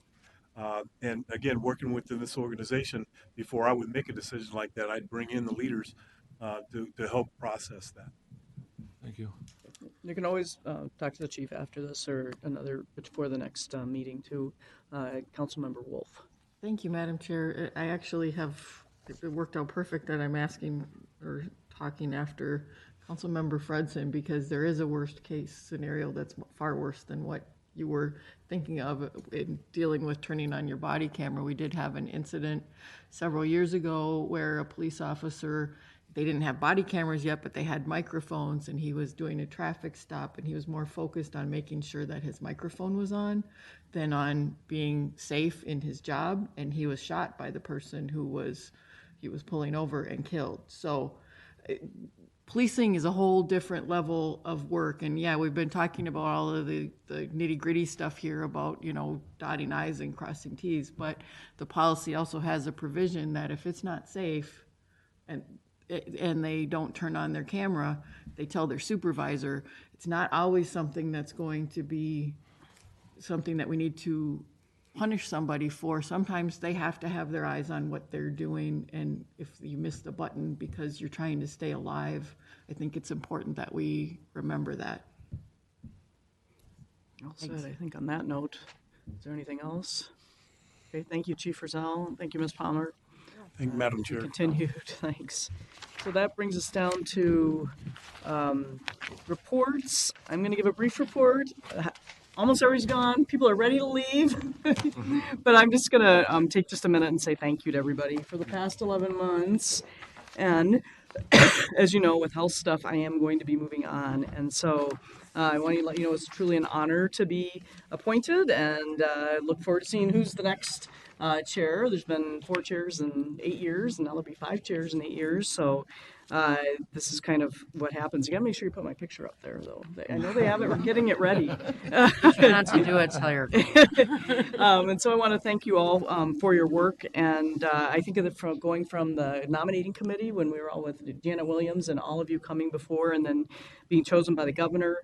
And then having our three long-range planning committee meetings where you've set the goals and given them, we gave them to the governor on October 1st, how far everyone has come and all the things we've done together. We also have the executive committee, which I think is really doing a good job, and thanks to all the committee chairs. You guys have been doing a lot of work, and it was great to put you in your positions, and you've been doing well. Just 3 other points. Southwest LRT, we have 30 cranes up. So if you haven't been out there, and that's happened since we've all, come to the council. So there's a lot of great work being done.